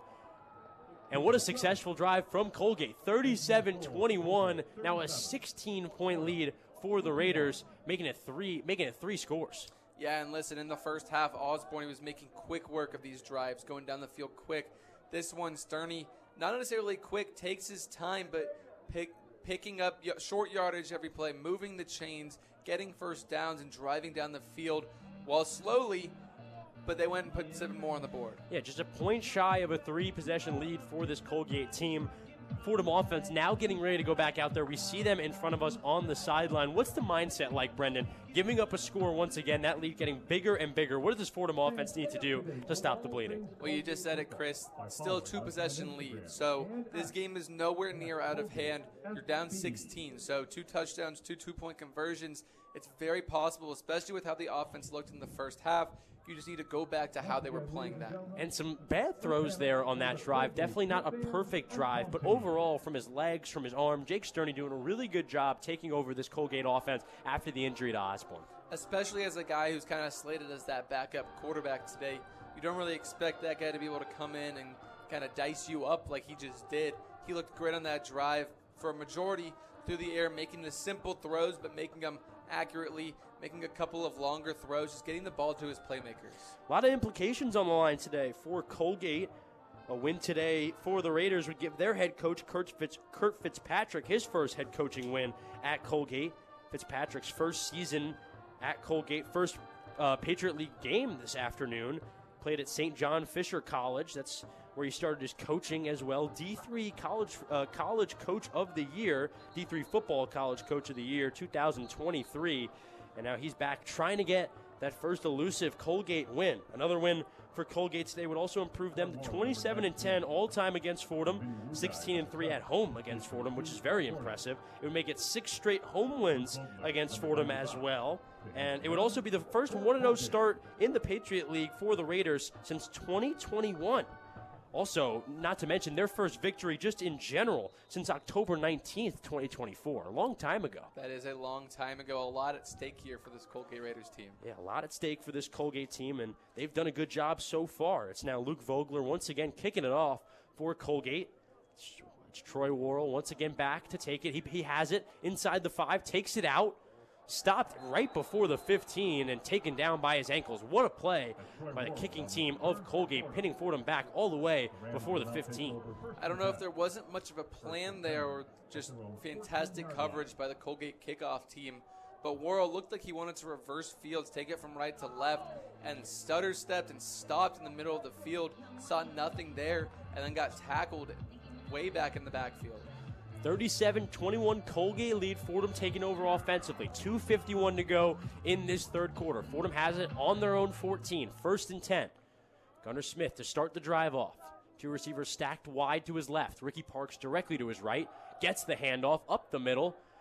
Swallowed almost immediately by a few Colgate players, and that'll set up 2nd down. Yeah, and Fordham last week so good. They got the run game going. This week, not so much getting the run game going so far. Let's see if they can get it going now. It adds a whole other dimension to their offense. Yeah, would definitely add a dimension. Would put this Colgate defense on their toes as well. 2nd down, 2nd and 8 for the Rams. Ball on their own 16. Smith back to pass. Passes it to Parks. He's out wide on the right and smashed. Tabletopped by a few linebackers on this Colgate unit, and that'll set up 3rd and long. Yeah, Jack Freeberg there over on the right side just misses his block. Not much Ricky Parks can do on that one. He's running right into a wall of defenders. Not as bad as 3rd and long. 3rd and 8, ball on their own 16-yard line. Gunnar Smith going to need to operate here to keep his team with the ball in their hands. Ball in the shotgun, sending Ricky Parks out wide. Empty backfield for Smith. 3 receivers to his left, 2 to his right. Some movement on the line. Thought there might be a penalty. There wasn't. Smith readjusting with the sideline. Looking at his backup quarterbacks for direction. Smith takes the snap on a clap. Moves up in the pocket to throw. And is hit and taken down from behind. What a play in the backfield. Believe that in the backfield like a bottle rocket. Jeb Ketting. What a play by the 5th-year player. And such a good jump off of that side. I don't know if he knew the snap count, but he gets there immediately, gets right around the edge. There was nothing this Fordham offensive line could do to stay in front of him. Massive stop, massive play on third down for the Colgate defense, and they're going to get it back offensively. 1 minute and counting to go in this third quarter. 37-21 Colgate lead over the Rams, and they're getting the ball punted right back to them. Will Haslett kicks it off. Picked up by Brady Hutchinson at the 50, makes a few juke moves to get past defenders, eventually taken down at the 48. That's where Colgate will take over at the Fordham 48. Already a condensed field for this Colgate offense to operate. Yeah, at this point, it kind of becomes a field position game whenever you're Fordham, and Colgate now coming out with some fantastic field position to start this drive. To start this drive, we'll take a little break here. 47 seconds left to go in this third quarter. 37-21 Colgate lead. You're listening to Fordham Football on WFUV Sports.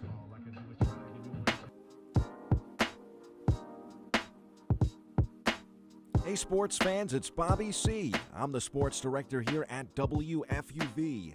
From live broadcasts of Fordham athletics to coverage of all the professional sports teams in the NYC, we've got everything a sports fan could ask for. Like talking sports? Check out One on One, New York's longest-running sports call-in show, as well as our diverse collection of podcasts. If you're a Fordham student interested in joining our program, feel free to shoot me an email, bobbyc@wfuv.org. And as always, thank you to all of our listeners who support us every week. 90.7 FM is the home of WFUV Sports.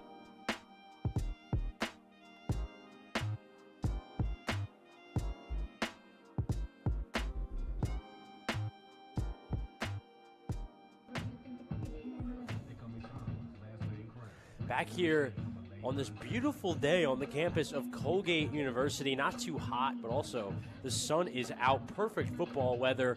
And Colgate is taking advantage here in the home confines of Crown Field. 37-21 Colgate lead. They have the ball back offensively. 47 seconds left to go in this third quarter. And Brendan, regardless of who's playing quarterback for this team, on both ends of the field, Colgate very impressive today. Yeah, and I'm going to highlight the offensive side.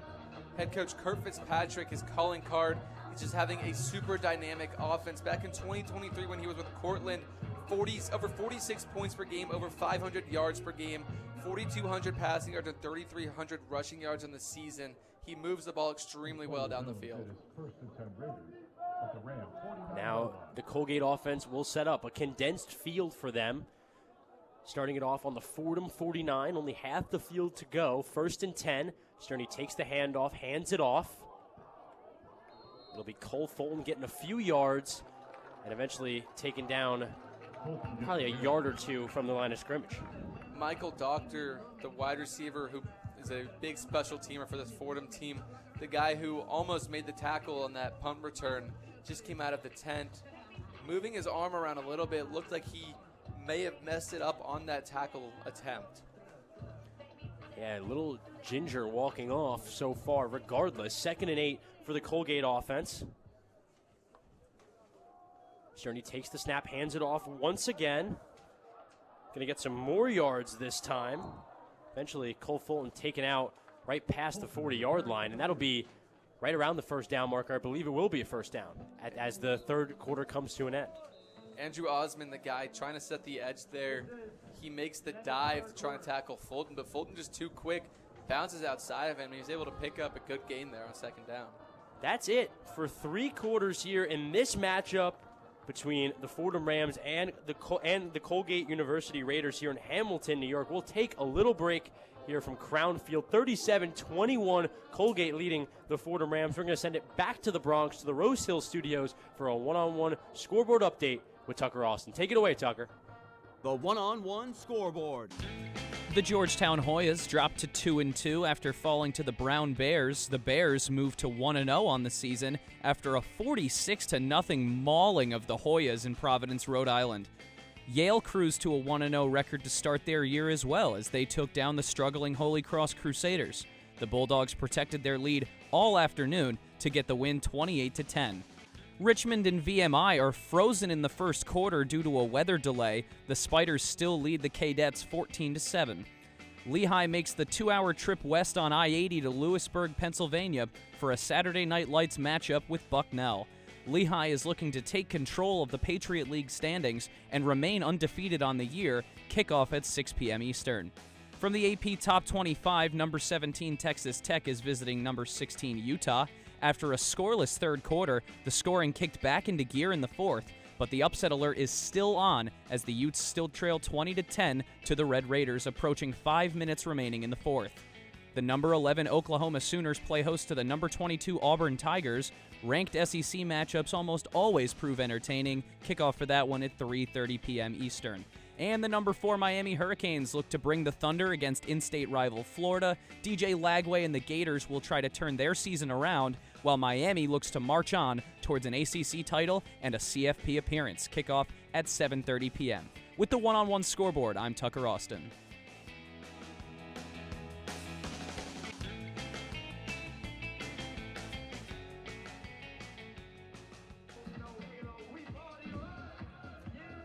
Back here at Andy Kerr Stadium on Crown Field, the home field of the Colgate Raiders, Hamilton, New York, the town that hosts this beautiful campus here, Colgate University campus. We have tennis courts to our right.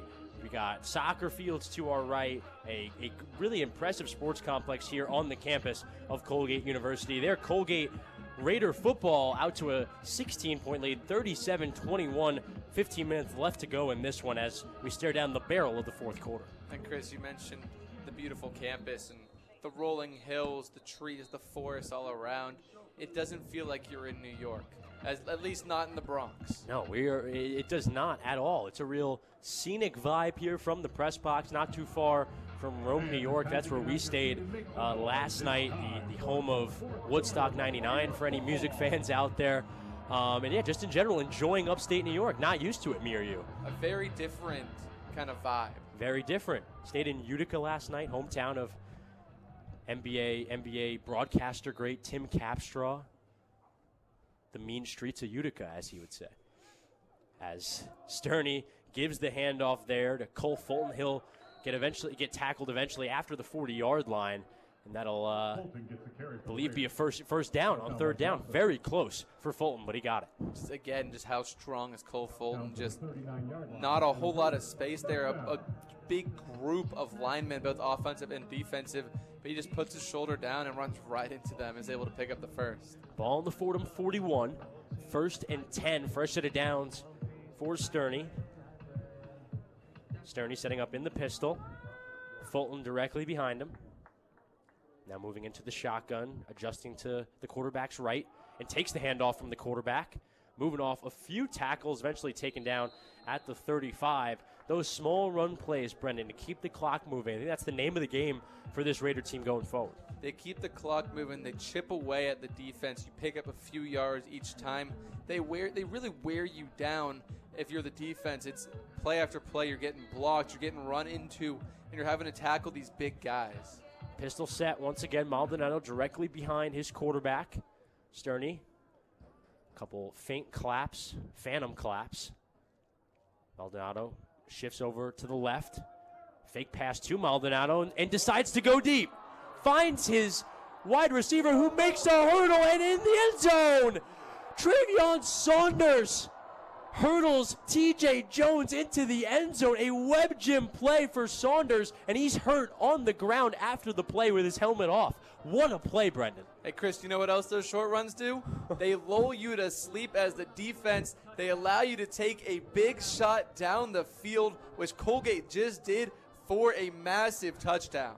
Dun-dun-dun, dun-dun-dun. My goodness, what a play by Trayvon Saunders. Still a little shaken up after the play. Trainers surrounding him by that pylon. He's in the out of bounds, so play will be able to continue with him receiving attention, but almost hurt himself there after he got vertical. What a play to hurdle at the goal line. Chris, Similar, he got up. I've seen the front flip, that famous NFL highlight play of the front flip where the Bengals wide receiver ends up on his feet. That had a similar vibe from where we are. We're not too close to where that just happened, but that was ridiculous. Chris, from back here, it looked like he jumped 4 or 5 feet in the air.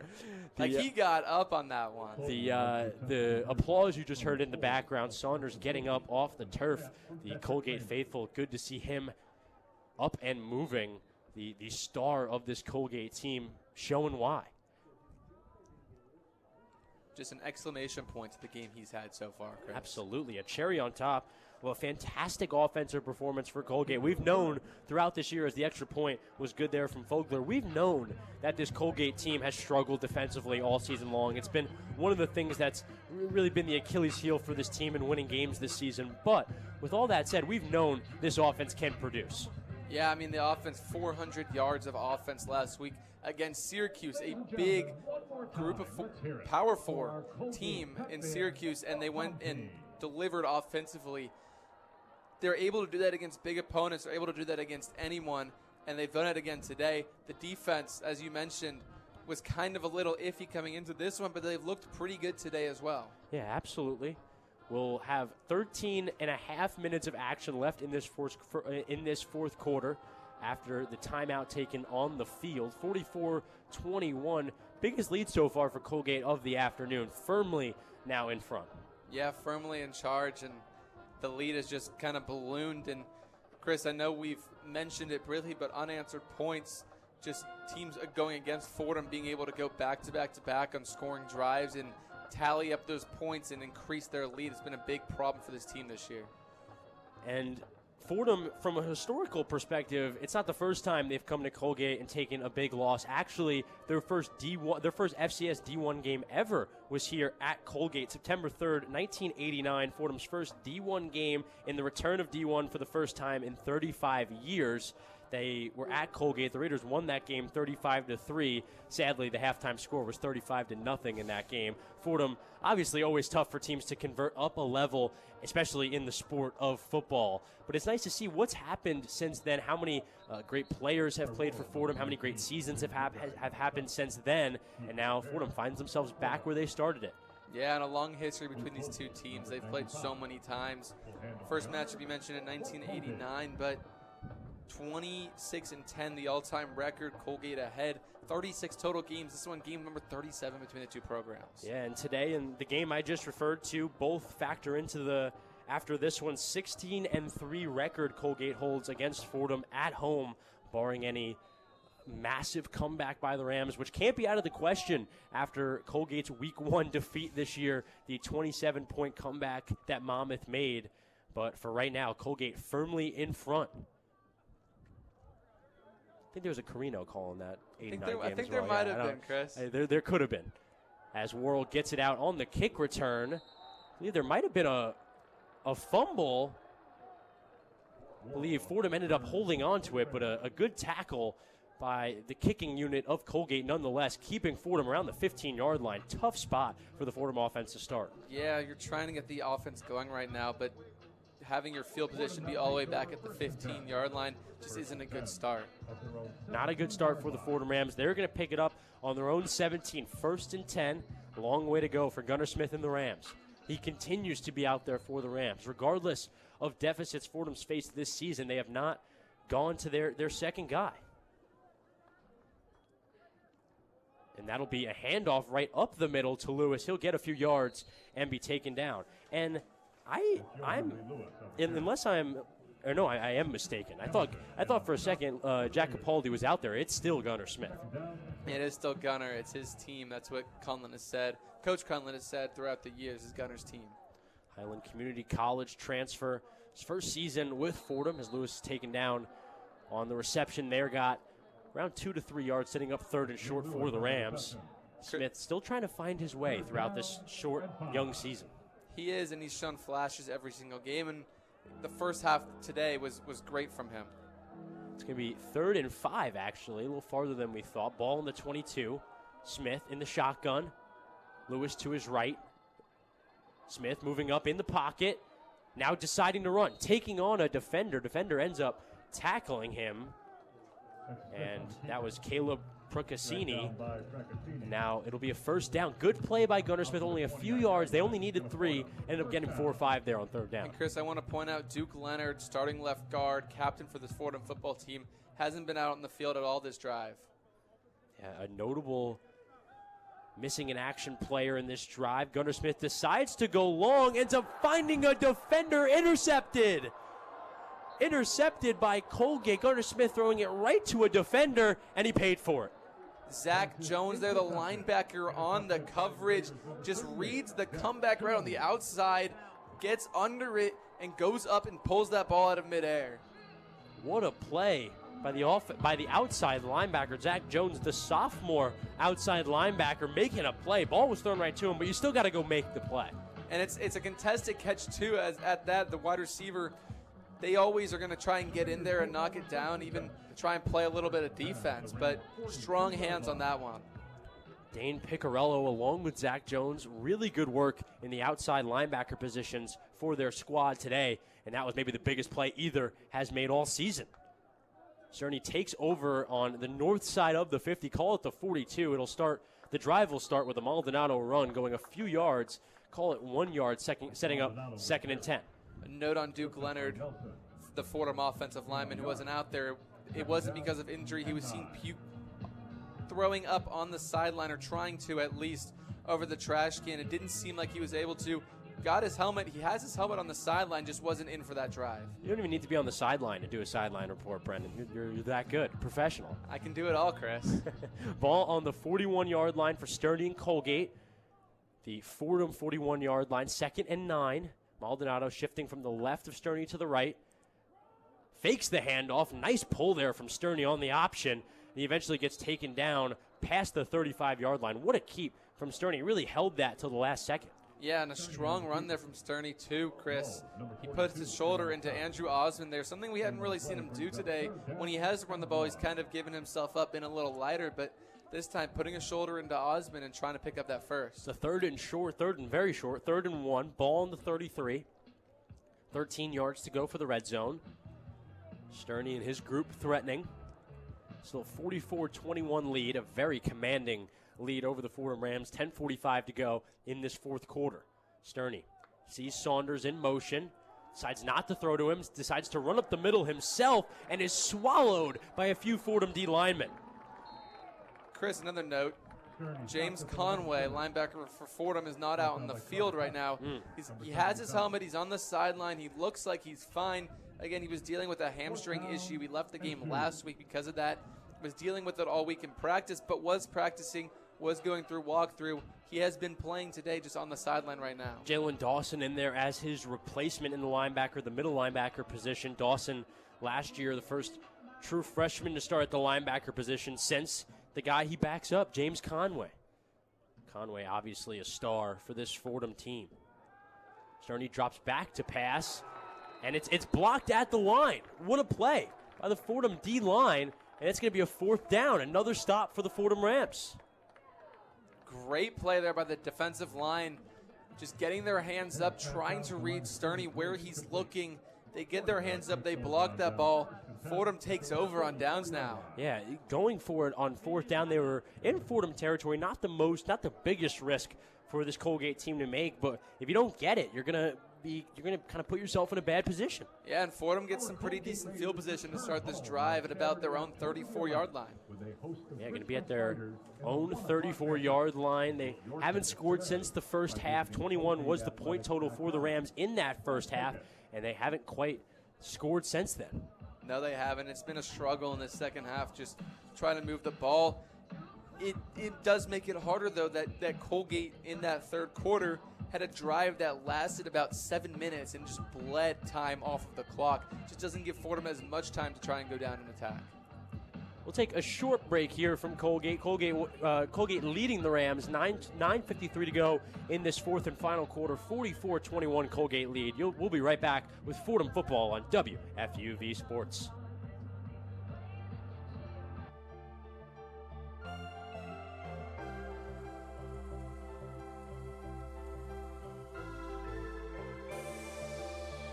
Hi, this is Mike Breen, WFUV class of 1983.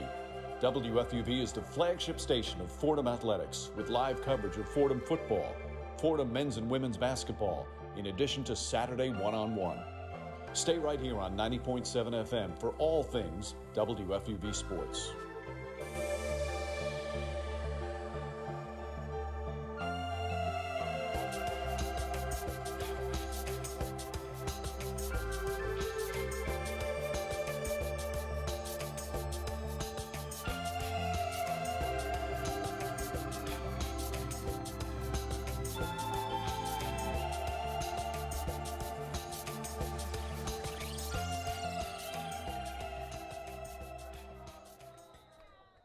back here at Crown Field. Fordham offense taking over quickly, starting their drive on their own 34, 1st and 10. Smith finds Parks, dumps it off to him. Parks gets a few extra yards past the 40, and that'll set up a 2nd and short. It feels like this is a common theme we've seen today, Chris, is Gunnar Smith going through his reads, but having to end up checking the ball down to whichever running back is out in the flat.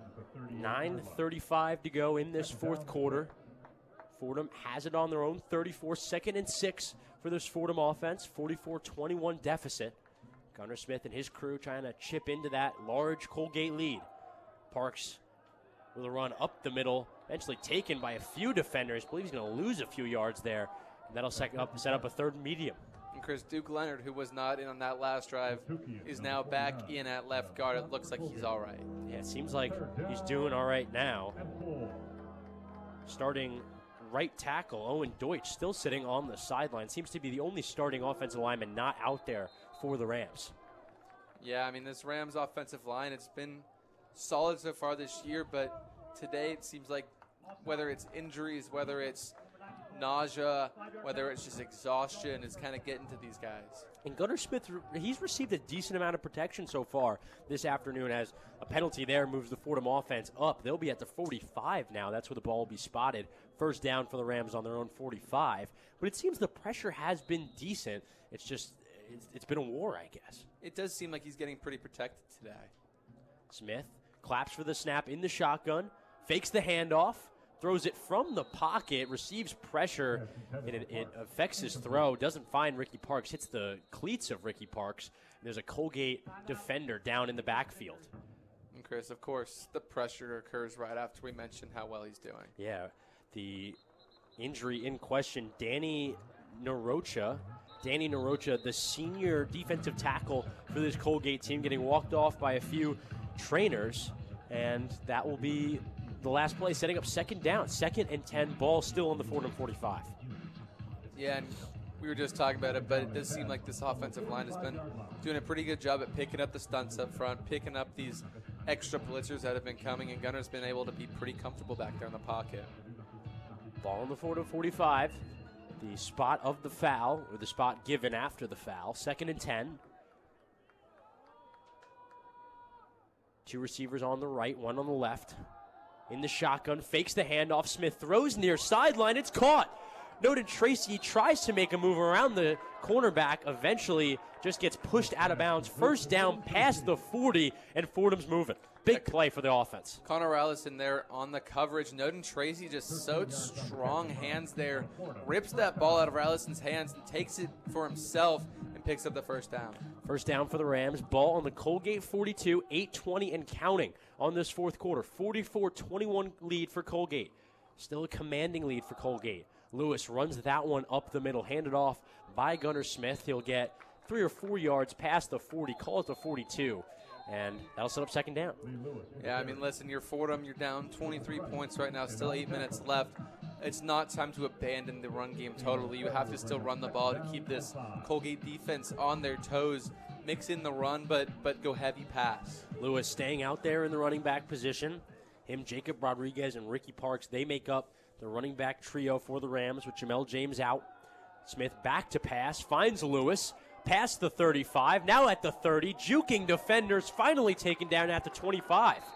Johan Lee Lewis, what a play to get this Fordham offense just a little more mojo moving forward offensively. And Lewis has been used heavily in the special teams area so far this season, right there looking exactly like a return man, trying to pick his way through this defense and find those holes. It's going to be 1st down for the Rams. Ball on the 24 right before the red zone. In the shotgun, Smith back to pass, fakes the pass, now throws. It's caught. Jaden Allen, the captain, senior tight end on the catch, past the 20, call it the 21. That'll be a 3-yard reception, setting up 2nd and 7. It's a good throw there from Gunnar Smith. He wanted to go deep after the pump fake, but ends up having to climb in the pocket and throw that one on the run going forwards. Ball on the 20, right at the precipice of the red zone, 2nd and 5. Smith claps for the snap, gets it, fakes the handoff, throws deep, near sideline, tries to find Noden Tracy. A lot of contact between him and the defender, and it's incomplete, setting up 3rd down. Yeah, that's just great coverage there. Gunnar Smith wants Tracy in the back corner, tries him on a little fade route back there where they have one-on-one on the outside. Tracy just isn't able to beat his guy. Just under 7 minutes to go in this fourth quarter. Still 44-21. Colgate. 3rd and 5. Big play for the Rams offense. Ball on the Colgate 20. Smith has it in the shotgun. Lewis to his left. 3 receivers to his right. In the shotgun. Claps for the snap. Gets it. Smith looks right and deep. Tries to look, was looking for Freeberg. He was doing a corner route right by the pylon. That pass sails past him, over his head, and out of bounds. It'll set up 4th down. Kenny Langston in the coverage on Jack Freeberg, and Freeberg running out of the slot, trying to hit a slot fade there on the right side. Gunnar Smith maybe trying to hit him back shoulder, but just airmails that one and falls incomplete. It's going to be 4th and 5 on the Colgate 20. Fordham's offense going to stay out there. Going to go for it on 4th down. In the shotgun, here we go. Smith with Lewis to his left in the shotgun. Snaps back. Finds pressure almost immediately. Rolls out right. Sends a heave. That one incomplete. Tried to find Jalen Allen. Good coverage. Good coverage on Jaden Allen and on Gunnar Smith, and that'll turn over the ball. Great play by the Colgate defense. Yeah, Tatum Johnson, the first guy to Gunnar Smith, blitzes off the right side of the line. Colgate just sent an all-out blitz there, played cover 0, nobody deep, man up, and they got to Gunnar, forced him to run out of the pocket, and forced him to make a very tight window throw. Fordham turnover on downs. They started that drive at least 30 yards ahead of the end zone. They didn't have as far to go. Field position has been a challenge for this Fordham offense. They had a decent field position there and couldn't make anything of it. No, they couldn't make anything of it, and as time winds down in today's game, you have to go for it there on 4th down. Obviously, earlier in the game, you get 3 points out of that drive, but with the score what it is and the time what it is, you have to go there. 44-21. Colgate leads, 6:44 to go in this fourth quarter. Sterney hands it off right up the middle. Once again, it'll be Cole Fulton getting a few yards on that play, setting up 2nd down. Yeah, you're Colgate. You just want to milk the clock here. Take the entire play clock, every play, run the ball, pound the rock, just try and pick up yards each time. And if you end up punting it, you end up punting it, but you at least took a few minutes off the clock. As I said before, Brendan, Cole Fulton received a lot of run, maybe the most run out of any running back for this Raider team. Only had 1 career carry going into last week against Syracuse. He then led the team in rushing versus Syracuse, 72 yards on the ground for him, including a 44-yard touchdown. It seems since that game and that big performance, he has become an integral part of this offense, giving the ball there once again. Inside zone, getting him a few yards, setting up third down. Yeah, Chris, I think he kind of exploded onto the scene a little bit last week. They kind of realized how explosive he can be as a change of pace guy. I mean, he went in last week, he averaged over 10 yards a carry, which is fantastic. And if he's able to do that, especially if he can come in and complement the other guys you have to give him more time. 2 Cole Fulton runs, sets up 3rd down, 3rd and 6. His 2 runs getting 4 yards. Ball on their own 23-yard line. Sterney setting up in the shotgun. Sterney directly to, not Sterney. Cole Fulton directly to his left in the running back position. Sterney gives it. Fulton up the middle. Tried to get that 1st down. He'll end up being short by 2 or 3 yards. And that'll set up 4th down deep in Colgate territory. In less than 3 plays, 3 runs. Colgate still with the offense on the field with the punt unit. It appears ready on the sidelines. This is a successful drive for you. You didn't pick up any 1st downs, but you went and you took at least 2 minutes off the clock. That's 2 minutes less that Fordham gets on offense. Thought for a second they might try to go for it there. They decide against it, instead bringing out the punting unit, whether it was delayed or not, or whether they really wanted to or not. Punt unit is out there. It's Tyler Fano. We haven't seen Tyler Fondano. Tyler Fondano, the Falls Church, Virginia native, kicking that one off. And Fordham will gather it. 37 yards on the punt. It was Gonzalez on the catch on the punt for the Rams, and they'll set up in their own territory. Yeah, solid return there. Gets through a couple of defenders, able to pick up a few yards and set Fordham up a good field position. But again, that's what they had last drive obviously weren't able to capitalize. We'll see if they can get something going, carry some momentum into next week. Yeah, Fordham going to want to try to end this week with some success. A good taste in their mouth to leave Colgate this week. This Fordham Ram team has not been successful at all in this second half offensively, still yet to get on the scoreboard in the second half of this game. I think at this point, you forget the game, and it's all about what you can do, what you can build off of, and you can carry into their next game. As I said in the intro of this game, Fordham hasn't gone 4 of their first 5 on the road to start a season since 2011. Definitely a tough start, a tough way to start your season if you're the Fordham Rams football team. And next week, they're back to the friendly confines of Moglia Stadium. They have Holy Cross. Which it's going to be nice for Fordham to not have to travel for a week. They've been all over the past few weeks. In Boston, upstate, here on Long Island. They've been all around the area. And to be able to stay home in the Bronx next week is going to be kind of a breath of fresh air. Yeah, and whether it was at BC week 1, that was 24 unanswered points in the third quarter for BC.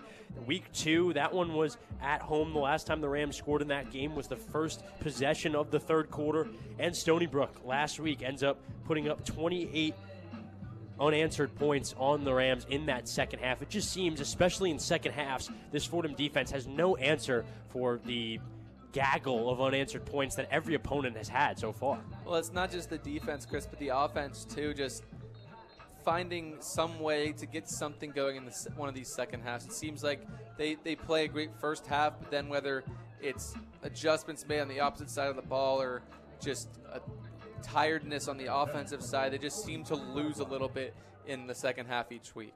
Yeah, seem to lose a little bit, and they're trying not to lose this one. 4:22 to go, still a 23-point lead for Colgate, a commanding lead over this football game. Gunnar Smith has it. 1st and 10, ball on their own 43. Smith in the shotgun, looks to Lewis.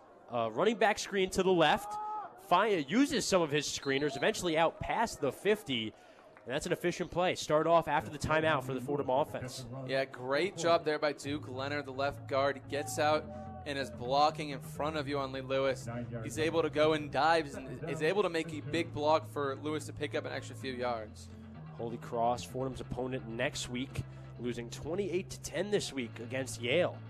The former home of Fordham head football coach Joe Conlon getting it done over their Patriot League opponent this afternoon. Smith back to pass, 2nd and 1, eventually finds Lee Lewis right before the 40, ends up past the 40, and that'll be another, or just shy of the first down. This Colgate defense right now just dropping back and playing very soft coverage. They don't want anything over the top. They'll let Fordham take anything underneath, though. 3:30 and ticking on this game, 1st and 10, ball on the Colgate 40 in the shotgun. Once again, 3 receivers to his left, 1 to his right. Smith snaps for the clap, takes the snap, throws left. Freeberg on the leap and grab, tackled immediately, and the Fordham Rams are moving. It's Colgate defense not just playing soft, but also playing in a consistent nickel package. 5 defensive backs out there, only 3 down linemen, 3 backers.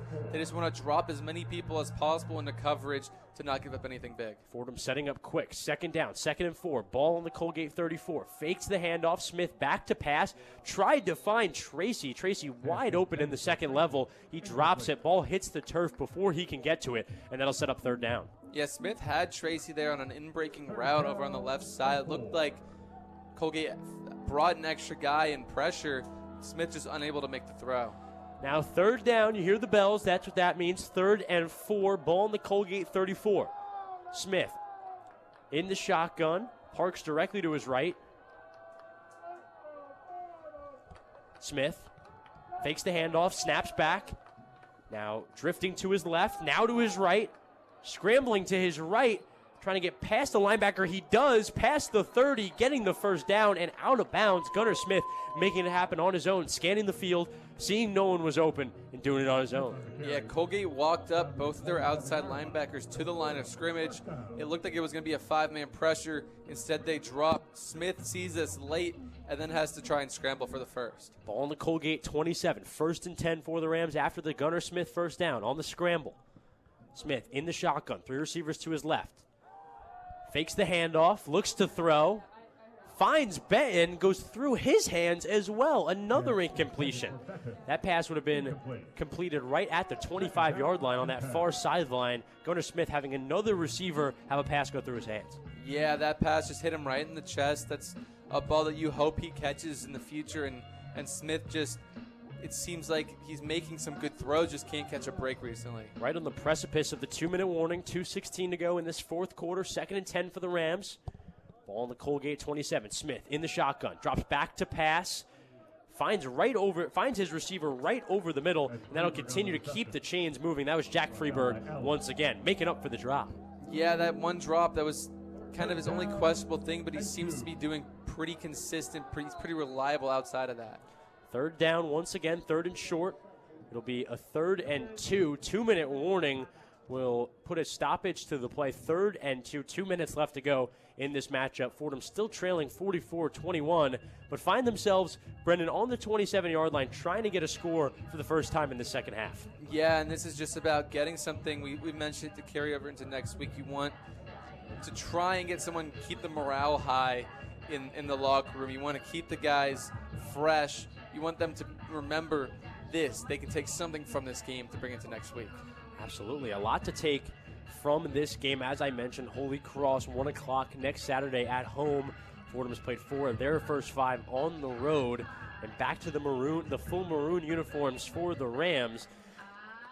Gunnar Smith, decent in the one home start he's had so far. They're going to need him to be a lot better in order to get a win next Saturday. Yeah, decent in the one home start he had, but you only scored 7 points in the second half, and that came off the first drive. So during that first half and that first drive, Smith looked great in that one game at home, but after that point, there was a bit of a fall off. Yeah, bit of a fall off. Whether it was KJ Reed, who we haven't seen much of, he was supposed to be Gunnar Smith's wide receiver 1 coming into this year. We've also obviously talked about Jamel James going down in the running back room. It seems Gunnar Smith has had inconsistency in just the availability of his weapons offensively. Yeah, and inconsistency in the availability. Jaden Allen's been out, his tight end as well. Yeah, I mean, he's had guys, some big name guys go down early this year that he wants out there. Those are skill position guys that he needs out there, and it's a bummer to see that, but for the most part, the depth that has stepped up has been pretty good. Some have been a little unreliable in the hands department, in the running department, but guys filling in so far this season have done a pretty decent job. I mean, look at Jack Freeberg, who's filled in for KJ Reed and how he's done this season. Yeah, he's been fantastic. Freeberg really stepping up. He's had a few bad drops so far this afternoon, but also a few big plays. And overall, his volume offensively really surprising, especially as you said, thinking about it from a preseason perspective. And we asked Coach Conlon about that this last week, and he had nothing but high praise for how Freeberg has stepped up. 2 minutes now on the clock. Fordham offense setting back up. 3rd and 2. Ball on the Colgate 19 in the red zone. Smith drops back to pass after receiving the snap. Tried to find Benton going over the middle, and he drops that one as well. Another catchable ball. Gunnar Smith's getting an incompletion for Brendan. Yeah, that pass may be a little low, but one that you'd hope Benton could catch. It hits his hands on the drag route, and you'd hope he could corral that, even if he has to go down for it, but that brings up a big 4th down, Chris. Big 4th down for the Ram offense. 4th and 2. Ball in the 19 still. Fordham needs 2 yards to hold on to it. 1:56 to go in this fourth quarter. Smith in the shotgun. 3 receivers to his left. Ricky Park set up directly to his right. Smith looking to his backup QBs for direction. They got multicolored hats on the sideline, giving him direction. Smith takes the snap with the clap, throws left, tries to find Noden Tracy. A lot of contact there from the quarterback, Justin Toller, and I believe that's going to be a pass interference call on him. Yeah, it looked like a pass interference. It looked like Toller got there early. Noden Tracy running some sort of slant, some sort of in route just past the sticks. Toller just gets there a little bit early and is all over Tracy. Yeah, Justin Toller going to be the culprit on that play. The cornerback, a junior, 6'3", 190, has been a contributor for this Colgate team. Not one of their stars, but a definite contributor. Did not help them out there, giving Fordham the first down on 4th down. A desperate Fordham play ends up being a flag and a first down. 1st and 10, ball on the Colgate 17. Smith drops back to pass. looks in the back of the end zone. Worrell, no good, through the back of the end zone and way behind the head of Troy Worrell. Troy Worrell had a few strides on his cornerback, was open, and Gunnar Smith couldn't find him. Earlier in the drive, Colgate was really just kind of sinking guys, playing soft coverage. Now that the field is shorter, they seem to be sending more guys more often, trying to put pressure on Gunnar Smith. Definitely getting pressure on Gunnar Smith. 2nd and 10 on the Colgate 17. Smith back to pass once again. Finding pressure in the backfield and is sacked. Sacked in the backfield. Defensive tackle Joe Kelly, the sophomore, getting to him. And that's more pressure on Gunnar Smith in that backfield, Brendan. And Colgate walked up 7 or 8 guys on the line that time. It's just so confusing to the offensive line when you have that many guys in your face. Who's coming, who's dropping back. You never know. This defensive line, this linebacking group, they're able to get to Gunnar Smith this time. A timeout before 3rd down. It'll be a 3rd and 10 after the break. We're going to take a little break from Colgate. Colgate with a 44-21 lead. You're listening to Fordham Football on WFUV Sports.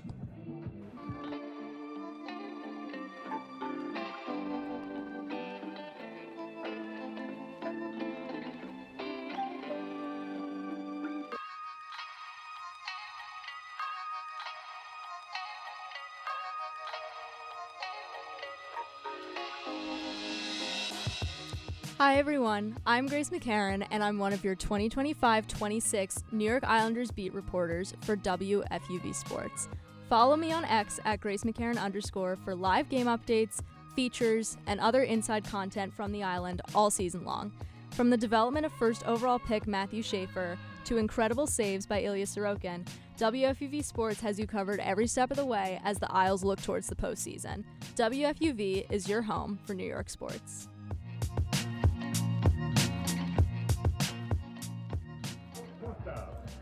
Fordham offense came back quickly, missed just one play during the break. Gunnar Smith once again sacked. That time, Brock wins at the defensive end on the other side, getting to the quarterback, and that sets up 4th and long. 4th and 12 on the Colgate 28. Smith back to pass. Throws it over the middle in the end zone. A diving grab, no good. Jack Freeberg looked like he almost made the play, but just out of his hands, Freeberg doesn't catch it, incomplete in the end zone, and that'll flip the ball over back to Colgate. A minute left on this clock. Freeberg really disappointed leaving the end zone. That is the perfect idea from Gunnar Smith. Hits Freeberg on a route, bending over the middle. He has to layer that throw in between the safety sitting in the back of the end zone and the linebacker sitting right under, and the distance on the throw is perfect. Gunnar just puts that one a little too far to the left. And Colgate's going to take over with a minute left. Guess who's out there? Under center for the quarterback position for Colgate, Zach Osborne. Weren't sure if he had a serious injury in that first half. A timeout. It'll be for the it'll be on the Colgate or the Rams. Colgate, yeah, Colgate taking a timeout there. Zach Osborne. We would assume they're just going to kneel it out, but for him to go out there, that's pretty wild. That's very surprising, Brendan. And it's not just him going out there, but once the timeout was called, he was able to jog back to the huddle. Definitely a good sign for Osborne and just next week and his this availability. Colgate team. Yeah, this Colgate team, from what we've seen today, a lot of their success rests on Zach Osborne. He's not out there after the timeout. Funny enough, it'll be Jake Sterney out there. They're playing a little trickery with us and the Fordham Rams. What it might have been is him telling Sterney that coach told him to go in. They see Osborne out there, and then they call a timeout. Yeah, something. And yell at him. Yeah. Anyway, Danny Shaben getting the first run in the first play of this Colgate drive. Just a minute left. You'll see probably just be kneeled out from here on out. It looks like Coach Conlon's letting this one run out. 45 seconds and counting. Yeah, Coach Joe Conlon just 5 yards behind the line of scrimmage, hands on his hips. Not happy. 30 seconds left and counting. 44-21. Colgate with the decisive victory. And look who's out there, Zach Osborne. Zach Osborne will kneel it. He's the one who did all the work in the first half for that massive offensive first half for Colgate. Colgate pouring Gatorade on their head coach. As I mentioned before, Kurt Fitzpatrick getting his first win at Colgate, and his players treating him right and treating him correctly with a Gatorade bath, and that's it. Osborne gets to kneel out what he created in that first half before the injury, and a nice little bookend on a great evening for Colgate. Yeah, fantastic game by Colgate. They did it in every way possible. Offense played great, defense played great, especially in that second half. They didn't give up a single point in the second half. The Fordham offense couldn't get anything going against them. And Colgate, their first win of the season. Kurt Fitzpatrick, his first win is as a Colgate head coach in his career. Just a great game overall for this Colgate team. And another second half, more specifically third quarter unanswered point barrage, where this Fordham team doesn't score in the second half, and Colgate only scored 14 in that second half, but to go scoreless in the second half, you really put yourself at a disadvantage. Yeah, and I think this one really comes down to a tale of two halves, where you have the first half where your offense played great, but defense was very questionable. But then in the second half, it was a mixture of the opposite, the offense being subpar and the defense being decent. But it was also the change in quarterback for this Colgate team. It seems like with Stony at the helm, they liked a more calm, they liked a more less of a chunk play-oriented approach to scoring. As you mentioned it, head coach at Colgate, Kurt Fitzpatrick, his first head coaching win at Colgate. Colgate moves to 27-10 all-time against the Rams, 16-3 at home. Very impressive. They make it 6 straight at home against the Rams. Now that's the first 1-0 start in the Patriot League since 2021 for the Raiders, and also their first victory since October 9th, 2024. So 11 months since a win for this Colgate team. They get one this afternoon, and now Fordham's going to have to flip the script. 0-4 for the Rams, still winless, and they'll find themselves at home next weekend against Holy Cross. Hopefully try to get their first win. Hopefully try to get their first win. They got to bounce back. Obviously good things to take from this game, but also some not so great things to take on and work on during practice this week. But Fordham, you mentioned it, at home against Holy Cross next week. Big game for them. That's it for us at Colgate University here in front of Crown Field here in Hamilton, New York. I want to thank, of course, my partner, Brendan Shorey. I'm Chris Carrino. I want to thank our producer, Owen Kelty, as well. One last time, we're going to send it back to the Bronx, to the Rose Hill Studios for a post-game report with Lydia Pirner and Tucker Austin. Take it away, guys. The one-on-one post-game report. Welcome to the one-on-one post-game report. Lydia Pirner and Tucker Austin here with the game recap.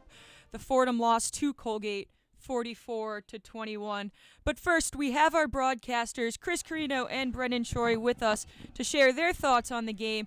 Guys, despite the loss, a strong showing from Gunnar Smith. What did you guys think of his performance this afternoon? Yeah, he looked good, especially in that first half.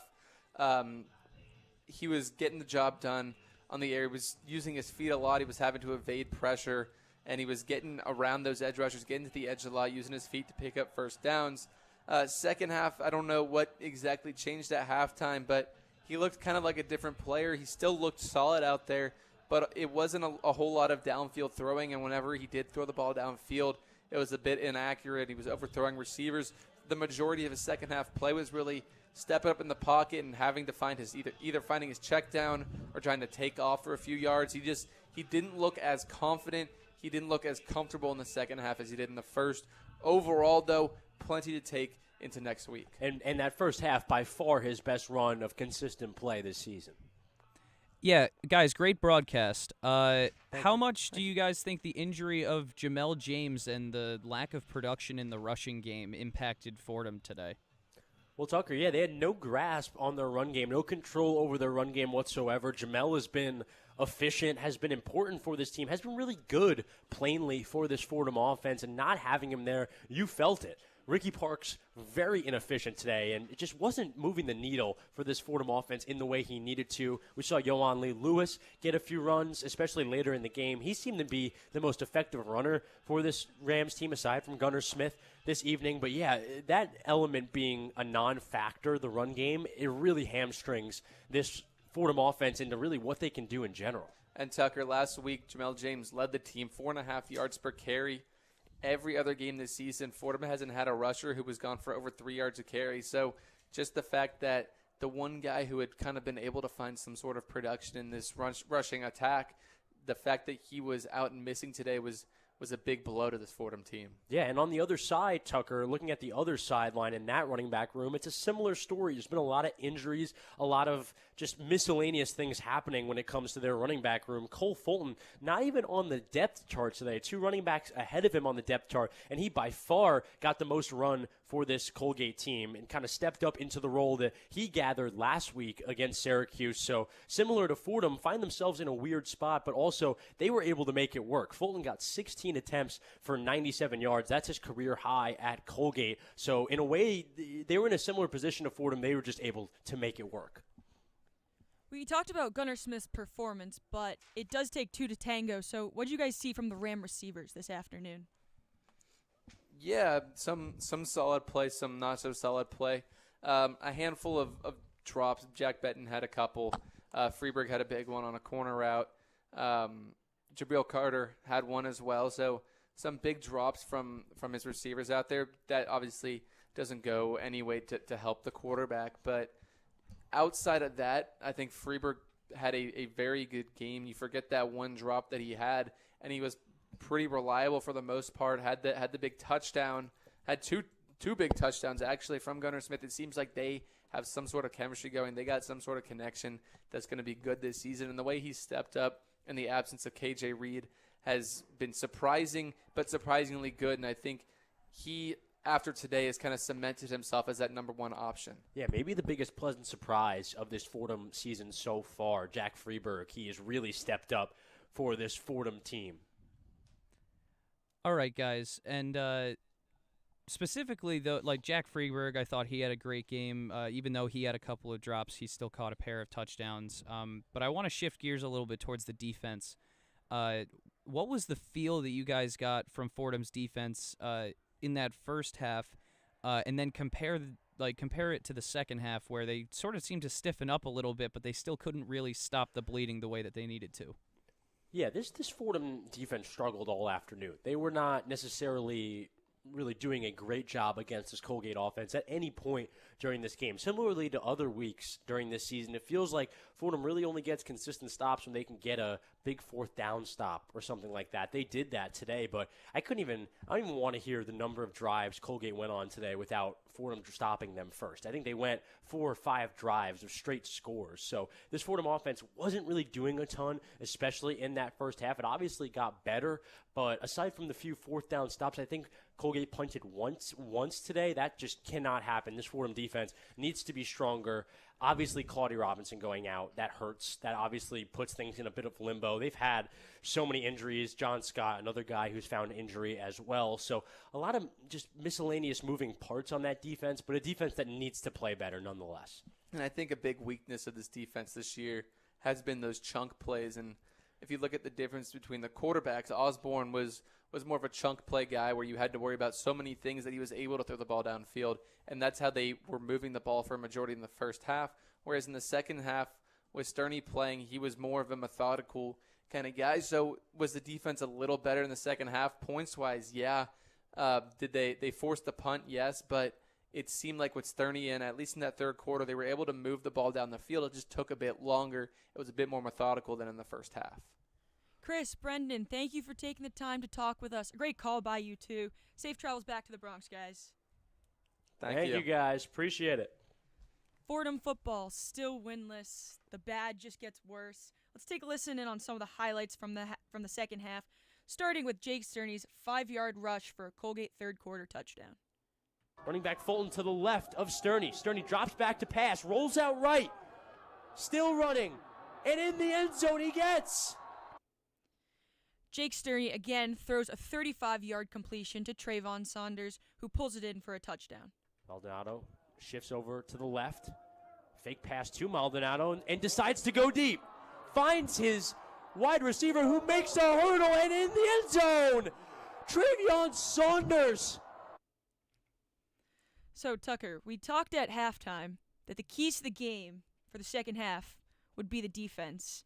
And we didn't get the defense, nor did we get the offense to go with it. Not really a recipe for success. No, yeah, we did not get didn't get the defense that we were asking for, and then just didn't get the offense that they had in that first half. Fordham's offense came out and was going like punch for punch with the Colgate offense. Chris was right, by the way. Colgate scored on 5 straight drives to open the game.